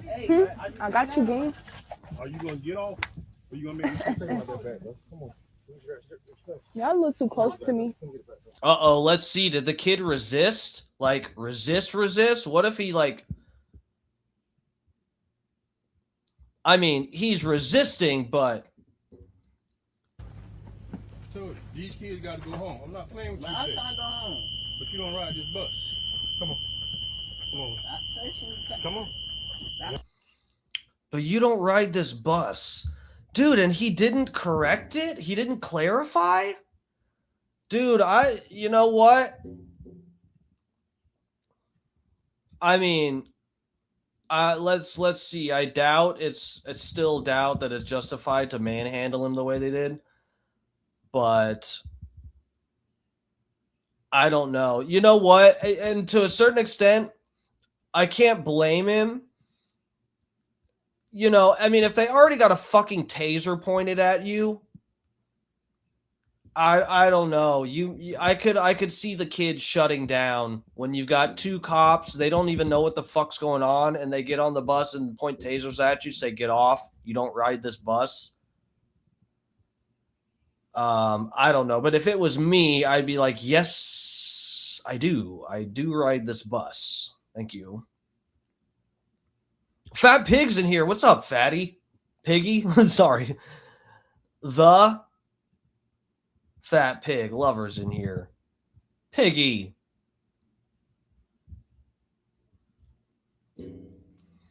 Yes, you only made racism comments for 20 minutes until you found out you were wrong. So what's wrong with that? We're just having fun. I was wrong about what? One of these cops is white. Right? No. Oh, well.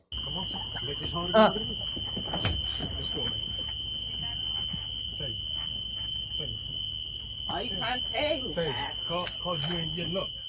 Like I said, that's why. Now let's go. Oh, bro.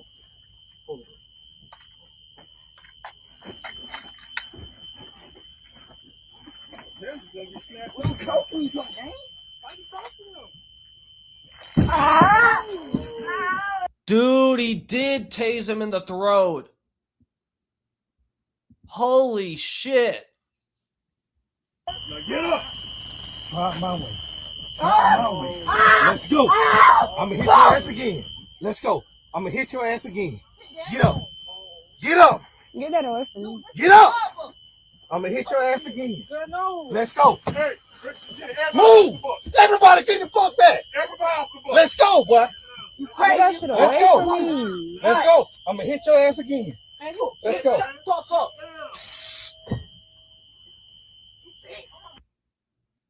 And that's it. I'm not racist. My shadow is black. True. Basically, we're all half black. If you're white, you're half black. Your shadow's black. No, you know what? I mean, I said this from the beginning. We don't, going by what the kids said, you know, it's like, dude, it doesn't look like the kid is really trying to clarify anything. If I'm being real, I mean, it's like they were, I can't justify them like completely manhandling him like this. It seems like a lot for someone who's not like punching anybody or posing a threat. It just seems like a lot. But I don't see the kid going like, oh yeah, I ride this bus. Man, I wonder if this is gonna pan out and the kid doesn't ride the bus. What if he doesn't ride the bus? Bro.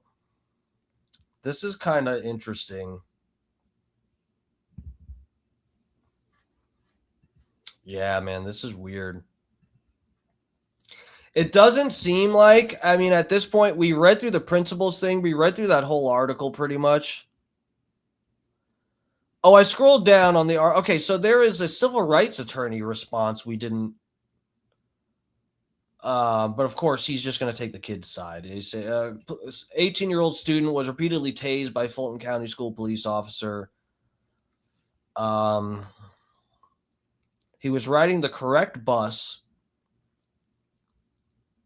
Okay. So, yeah, the civil rights attorney said he was riding the correct bus, all that.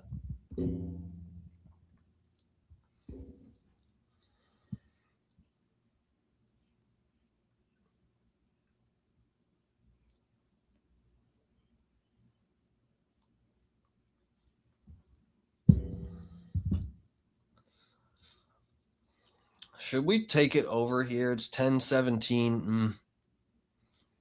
Maybe we could look at one of these. Hold on, guys. Get rid of that. Get rid of that. Get rid of that. And that. Oh, that's the gram.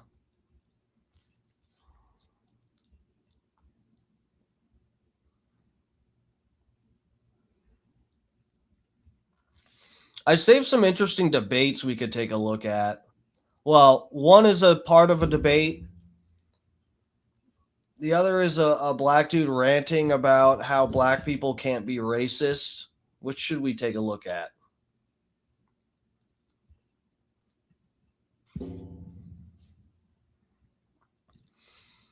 We'll take a look at the debate part. Fat Pig said, I should have come on. I would have had a lot to say. Well, yeah, maybe you should get here before 10:15.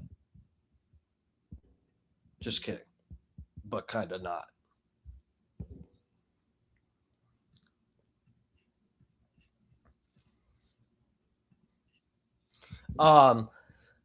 So I think this is Warren Smith debating this guy. So this guy, I don't know. I don't remember. Isn't his name Shapiro? Something Shapiro. Is it Josh Shapiro? Did I just remember his name? I didn't think I knew what his name was. I think it's something Shapiro. This guy, so there's a time or two when I see this guy debating something and I feel like he has a fair point and whatever.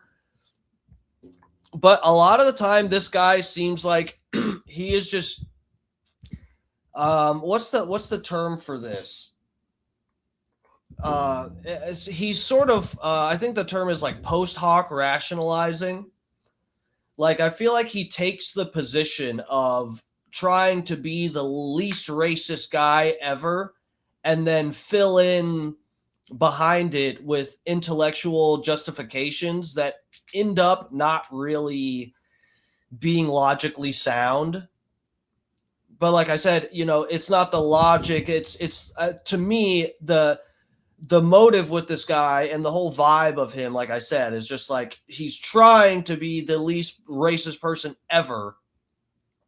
And then to justify it, he sort of backfills with intellectual arguments that don't really cut. Here, let's play this clip. Man, I wish I had the full version. I should go find the full version. This looks like it's actually an interesting conversation. Oh, so hold on.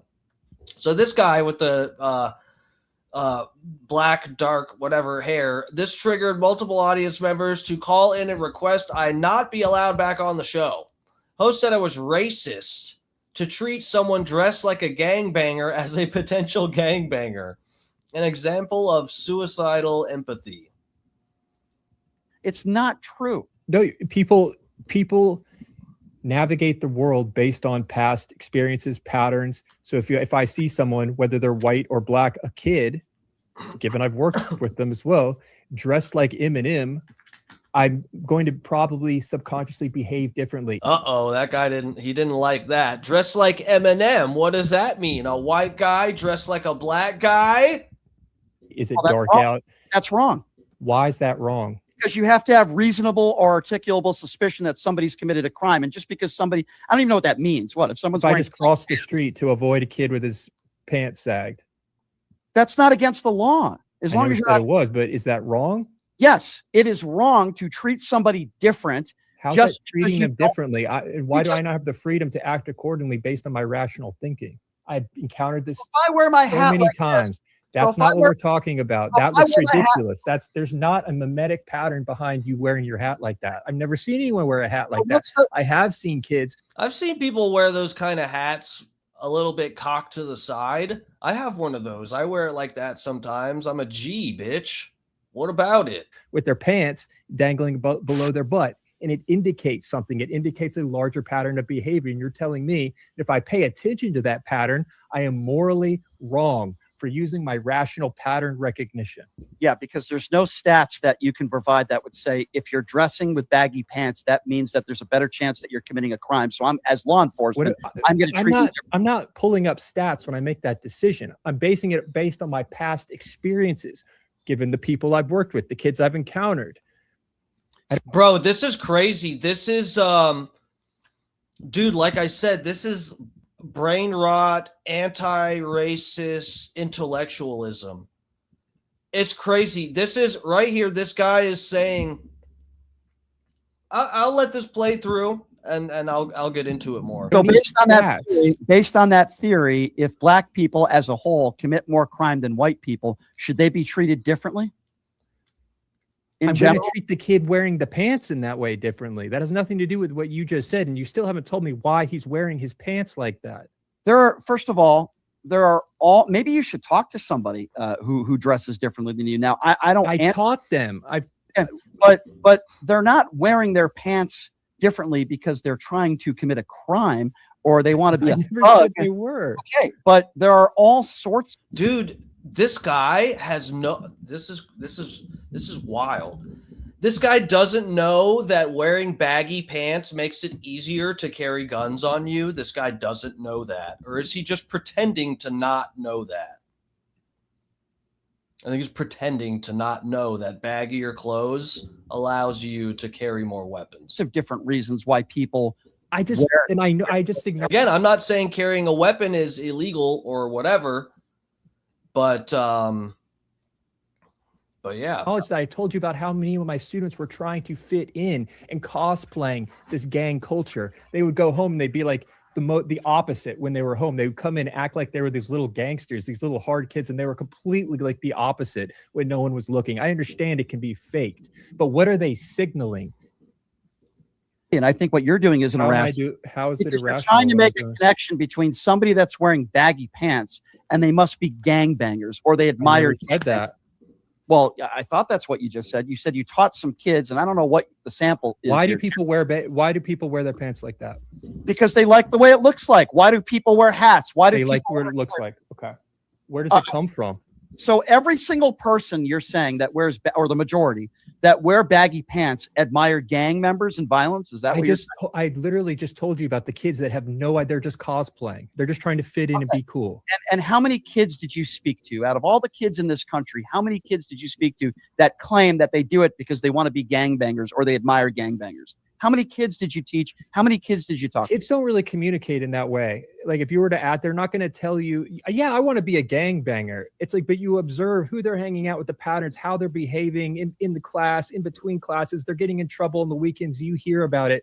Again, this goes back to rational thinking. So this is where the conversation starts to get interesting, I feel like, is when he says, oh, so are you just going to say, like, because black people commit the majority of the crime, that you're just going to avoid black people or something? So here's where I see that is not a fair response. Because that's the thing is, this guy is, so he's judging, he's saying, so if someone's wearing baggy pants, I don't necessarily agree, but what his argument is that if someone is wearing baggy pants and you know, you might not want to associate with them or cross the street. If they're walking down the street, you might cross the street. If it's someone wearing baggy pants that to you might give off the impression that they're trying to look gangster or something like that. How that is different from crossing the street because you see a black person. Okay. Number one, we're talking about two separate things here, right? If you're crossing the street because you see a black person, that is racist, and you're judging someone based on an immutable characteristic. You're not judging them based on an action. Okay, the saggy pants, where I would say that it's not a very accurate judgment, right? Because probably like less than 50% of people that wear their pants baggy are going to try to fucking victimize you. It's probably a tiny minority of the number of people that wear baggy pants are going to try to commit a crime or something or victimize you. But you're not basing off of if you want to get really philosophical, everything is an immutable characteristic, even your actions and everything, unless you believe in free will, which there's no evidence for. But if you want to, we don't have to get super crazy like that. We can just keep it where everyone can agree that you control your actions. Let's all pretend. So you're judging, in the case of the pants sagging, you're judging someone based off of their actions, right? Not all black people wear their pants sagging, and not only black people wear their pants sagging.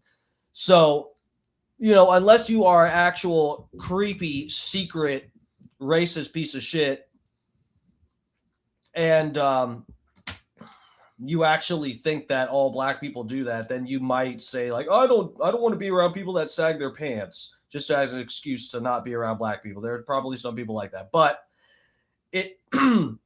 if you're being charitable and not just trying to, claim somebody as racist without having good evidence, then you would say, okay, you're judging someone based off of an action. This to me would be the same as if you're walking down the street on a sidewalk alone, and instead of someone with baggy pants, it's someone coming down the street that's like screaming to themselves and just kind of clawing at the air and acting crazy. And this guy, the fucking guy with the fucking stupid hat, he would go, "Oh, well, how could you judge that person? Just because they're clawing at the air and screaming and raving like a crazy person doesn't mean that they'll attack you. What are the statistics that prove that?" It's like, obviously that is retarded. Obviously that is retarded to go, I can't judge someone on their actions because that would be prejudice. Do you want to get your head bashed in by a homeless person? No? Okay, well, maybe you should risk being judgmental and cross the street when you see a crazy person walking down the sidewalk, clawing at the air, looking like they want to gouge someone's eyes out. So that's the difference we're talking about here is action. Doesn't matter if it's a white person or a black person that's coming down the street clawing at the air or wearing the saggy pants or doing the this or the that. It's the fact that you're judging them on an action and not just based off of, it's a black person. They commit a lot of crime. I got to cross the street. It's like they're completely different things. This isn't even a fair comparison. Like I said, I feel like this is a prime example of this guy just trying desperately to be the least racist person and backfill with intellectual bullshit. Where are your statistics that a crazy person's going to try to kill you?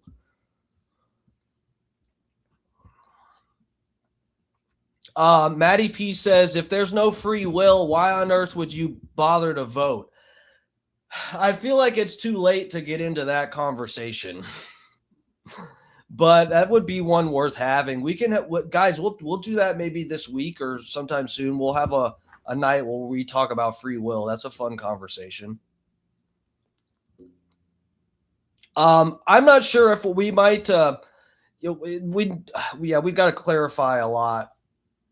I'm not sure if you know exactly, I'm not saying you're ignorant. I'm saying I don't think you know exactly what I'm getting at when I say, the illusion of free will and stuff. I'm not saying that voting doesn't matter or, people getting punished for crimes or something is irrelevant because there's no free will.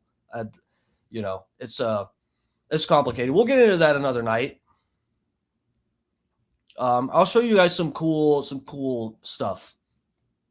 Anyway, do I have time for this next deal?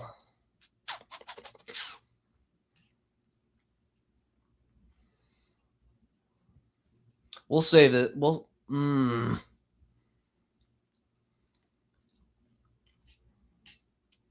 go ahead and pop this up. Fuck it.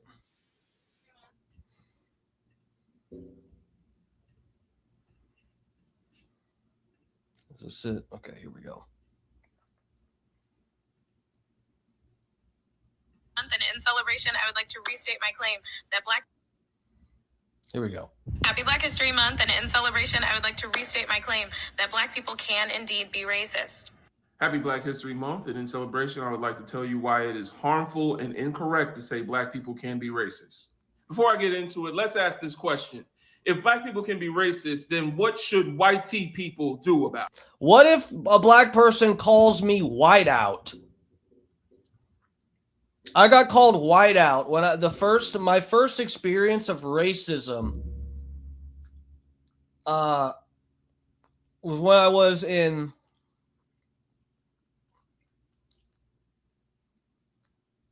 third grade, maybe fourth grade. Now I probably saw or experienced racism, but didn't know it. But this was the first time I ever consciously experienced racism. Was when I was in elementary school, and And my best friend was black at the time, and we took Taekwondo together. And when it was like an after school thing, so there was a bus it was like a short bus. Of course, that's what I rode. A short bus that used to take us from school and over to the Taekwondo dojo. And I was waiting after school. All the after school kids would wait in the cafeteria for the like bus to take you to wherever, or you would just stay there in the after school thing and the teachers would watch you for like another hour. And we're just waiting, and my friend wasn't at the table with me. I'm just sitting there. I think there may have been other kids at the table, but I wasn't sitting directly next to one. I think I was sitting kind of by myself. And this black chick that was sitting at a table next to me just turned around and started hurling racist shit at me. I had no idea. I was like, what the fuck? She was like, oh yeah, white out. What's up, white out? I was hurt.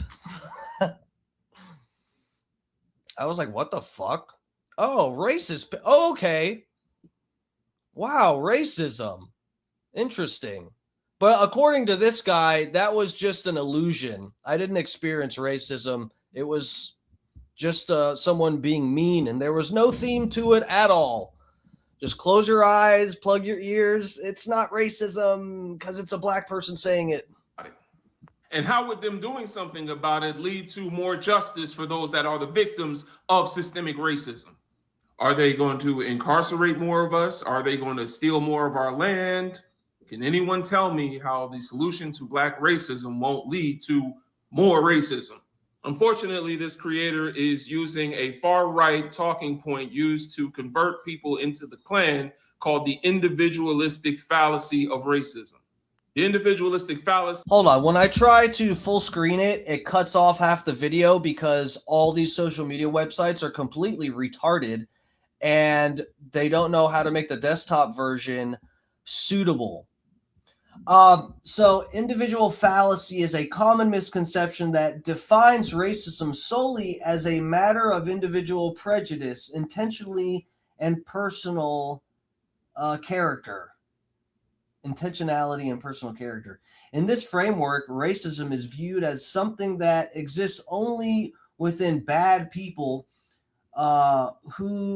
those who harbor overt hatred or conscious bias, rather than something embedded in the structures and systems of society.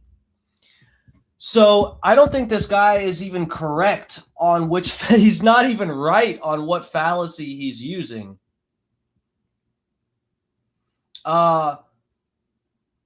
Reven's hand. What's up? What's up? Welcome. You said all kinds of people can be racist as a choice. I agree. I don't know why. Well, I do kind of, but yeah, it is baffling how people are running with this thing that you can't be racist unless well, so it's doubly stupid. They say black people can't be racist because they are the minority. And if you are the minority, you can't be racist because racism, it involves oppression and a system and a hierarchy, and black people aren't in the position of power, so they can't be racist. Number one, that's stupid because we already have a term for that. It's called systemic racism. That's why there's a whole nother term to specify that is a kind of racism, is systemic racism, where the racism is built into the system. Okay? Regular racism is prejudice that is based on, and sometimes often unjustifiably so, prejudice based on race, okay, which anyone can do no matter what race they are. But on top of that being the case, do these guys, like, what about in fucking South America where there's not as many white people, it's mostly Latin people? Can a white person not be racist because they're in Latin America? Can a white person not be racist because they go to China and everyone's fucking Chinese, or Japan? Can a white person not be racist when they go to some fucking place in the Congo or some shit where there's no white people? It's like all black people, some place in Africa. Are the black people in Africa racist because there are less white people and there are black people in positions of power?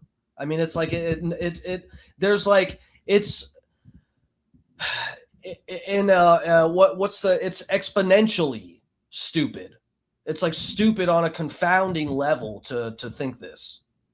Well, let me take a look at this fallacy again. Individual and fallacy is a common misconception that defines racism solely as a matter of individual practice.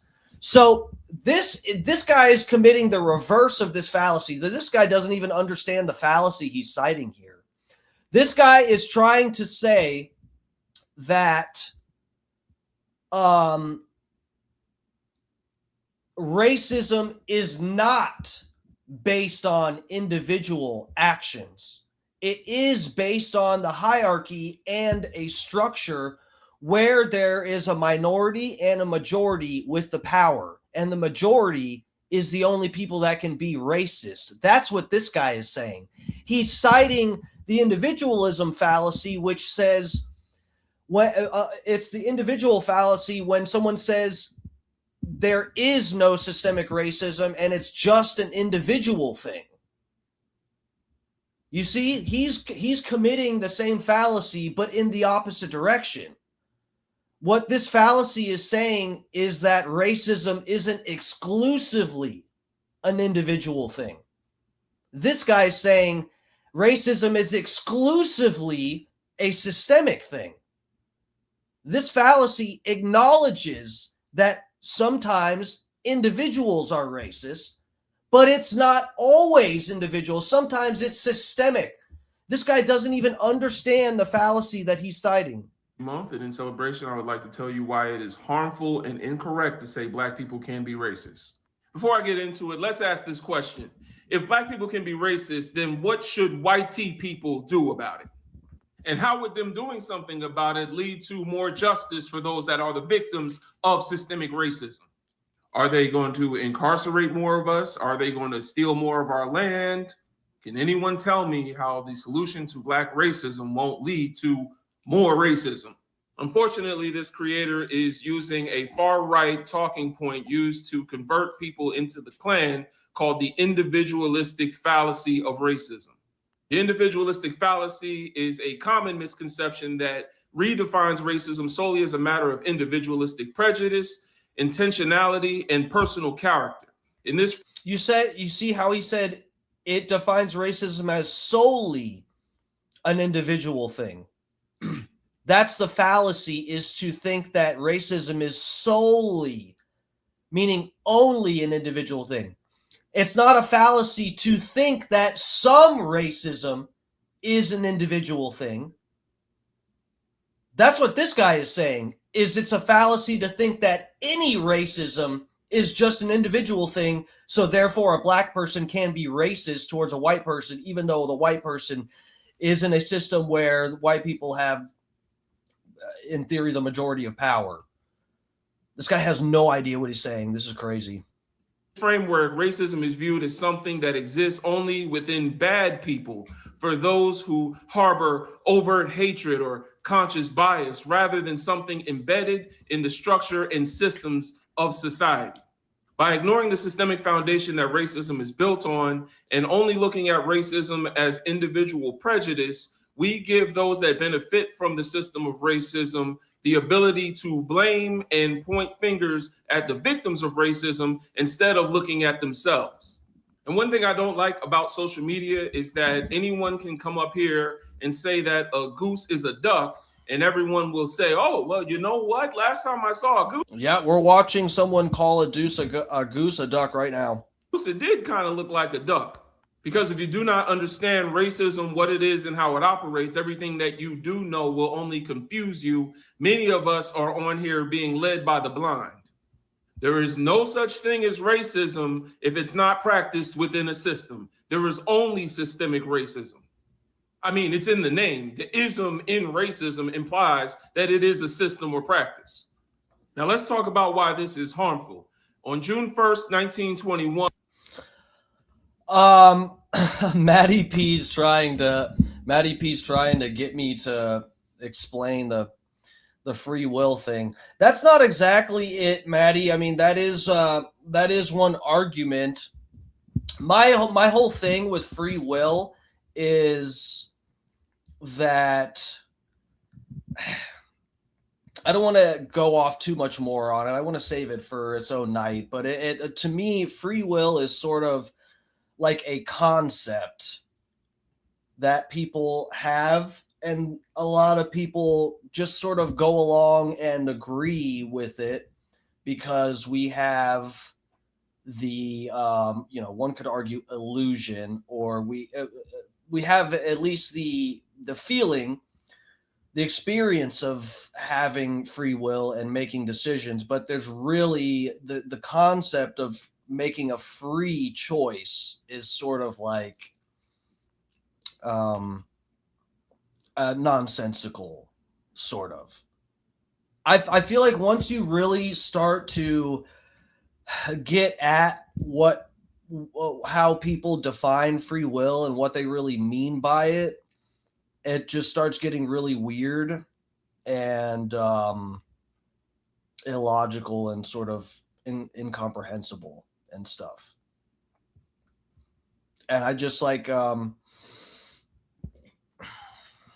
don't know. It just seems like we'll get into this another night.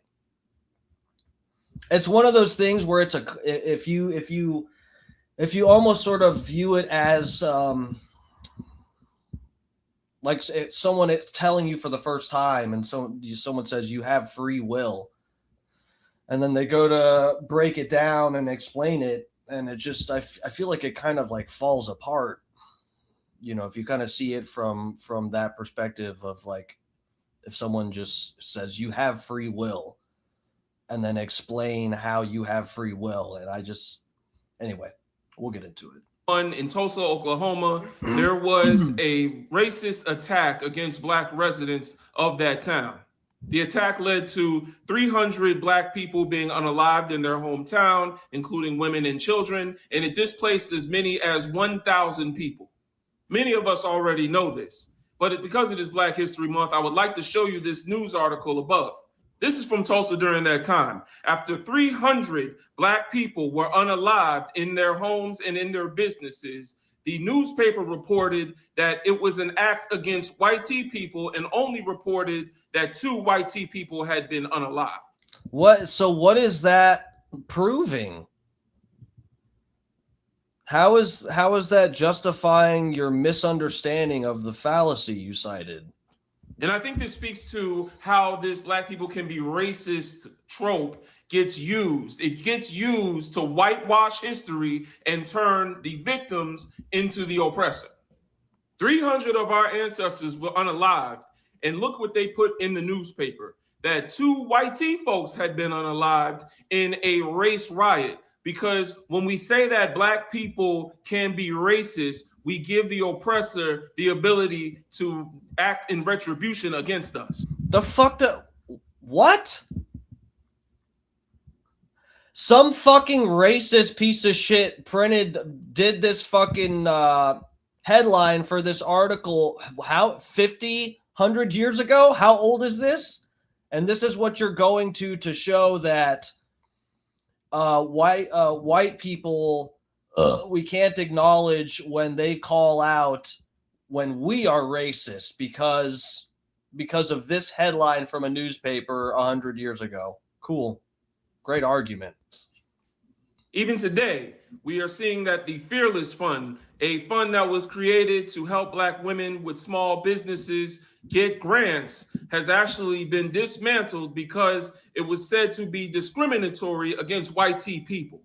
We're seeing the dismantling of DEI and affirmative action, things that were put in place to help make Black people's lives a little bit easier. We're seeing it all be Well, but this is the thing. I mean, I feel like I don't care if they do a Blacks only thing or Hispanics only thing or something. But I think the problem is, right, that as soon as the white people do a whites only thing, then everyone else will shit the bed.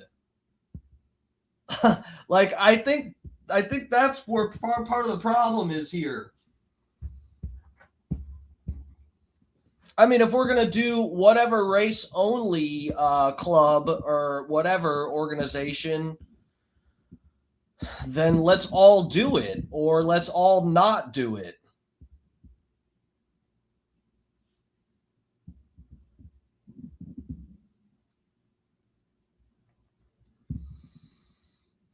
Okay, well, good times, good talk. Dismantled because we're now being told that black people can indeed be racist. So before you go believing people that come on here and start to say certain things that might intuitively make sense, our discussion about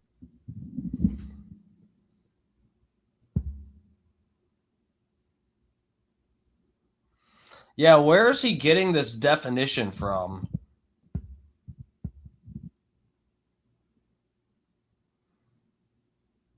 Racism is a behavioral system created by those that classify themselves as white. Dude, this fucking definition of racism is straight out of some fucking brain rot. Jesus Christ.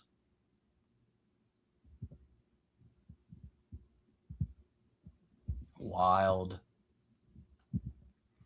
Just so you guys can, if you can't read it, it says racism is a behavioral system created by those that classify themselves as white to control and dominate all non-white people in economics, education, entertainment, labor, law, politics, religion, sex, war. Bro, that's not us. It's the Jews. You need to be more specific. That's not us. Bro, I do not have much money. There's no white people that are like helping me. What do you want? Look, bro, we're all Goyim, okay? The rest of us are Goyim. Just kidding, guys. Yeah, I don't know.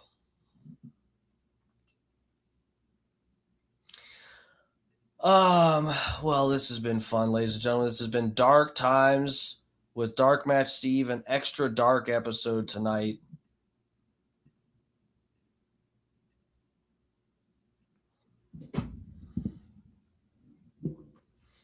Oh! Need a better chair, guys. We're going to get a better chair one day. All right, lovers. This has been Dark Times with Dark Match Steve. I got to get the fuck out of here. Yeah, guys. Little bit of a stressful week ahead for me. Oh my God. And people are still trying to kill Donald Trump too. I didn't even talk about that today because it's probably fake like the other ones. So yeah, life's crazy. We'll see what we get into tomorrow. Thank you guys for the support. Those of you that are in here, I appreciate you. Yeah, I'll see you guys tomorrow. I should have texted Scott before I started streaming. I hope he's okay.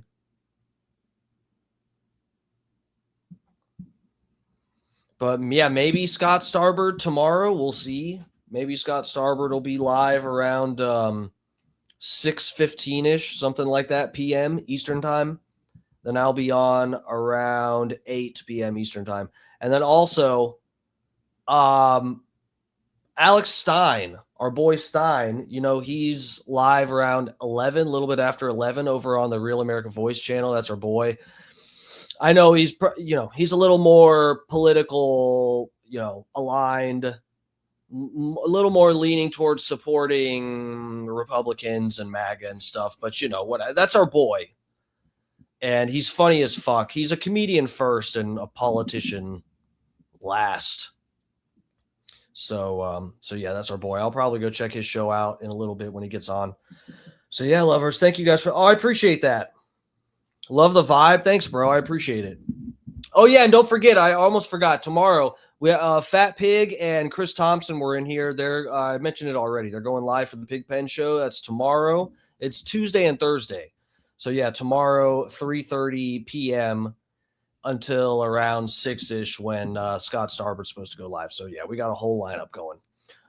All right, lovers. Thank you for the support. I really appreciate it. Not the best algos recently, guys. I'm fighting on here, fighting for my life. So I appreciate the support. I'll see you guys tomorrow. Everybody take it easy. Love you. You're cute. Serve this. Come here.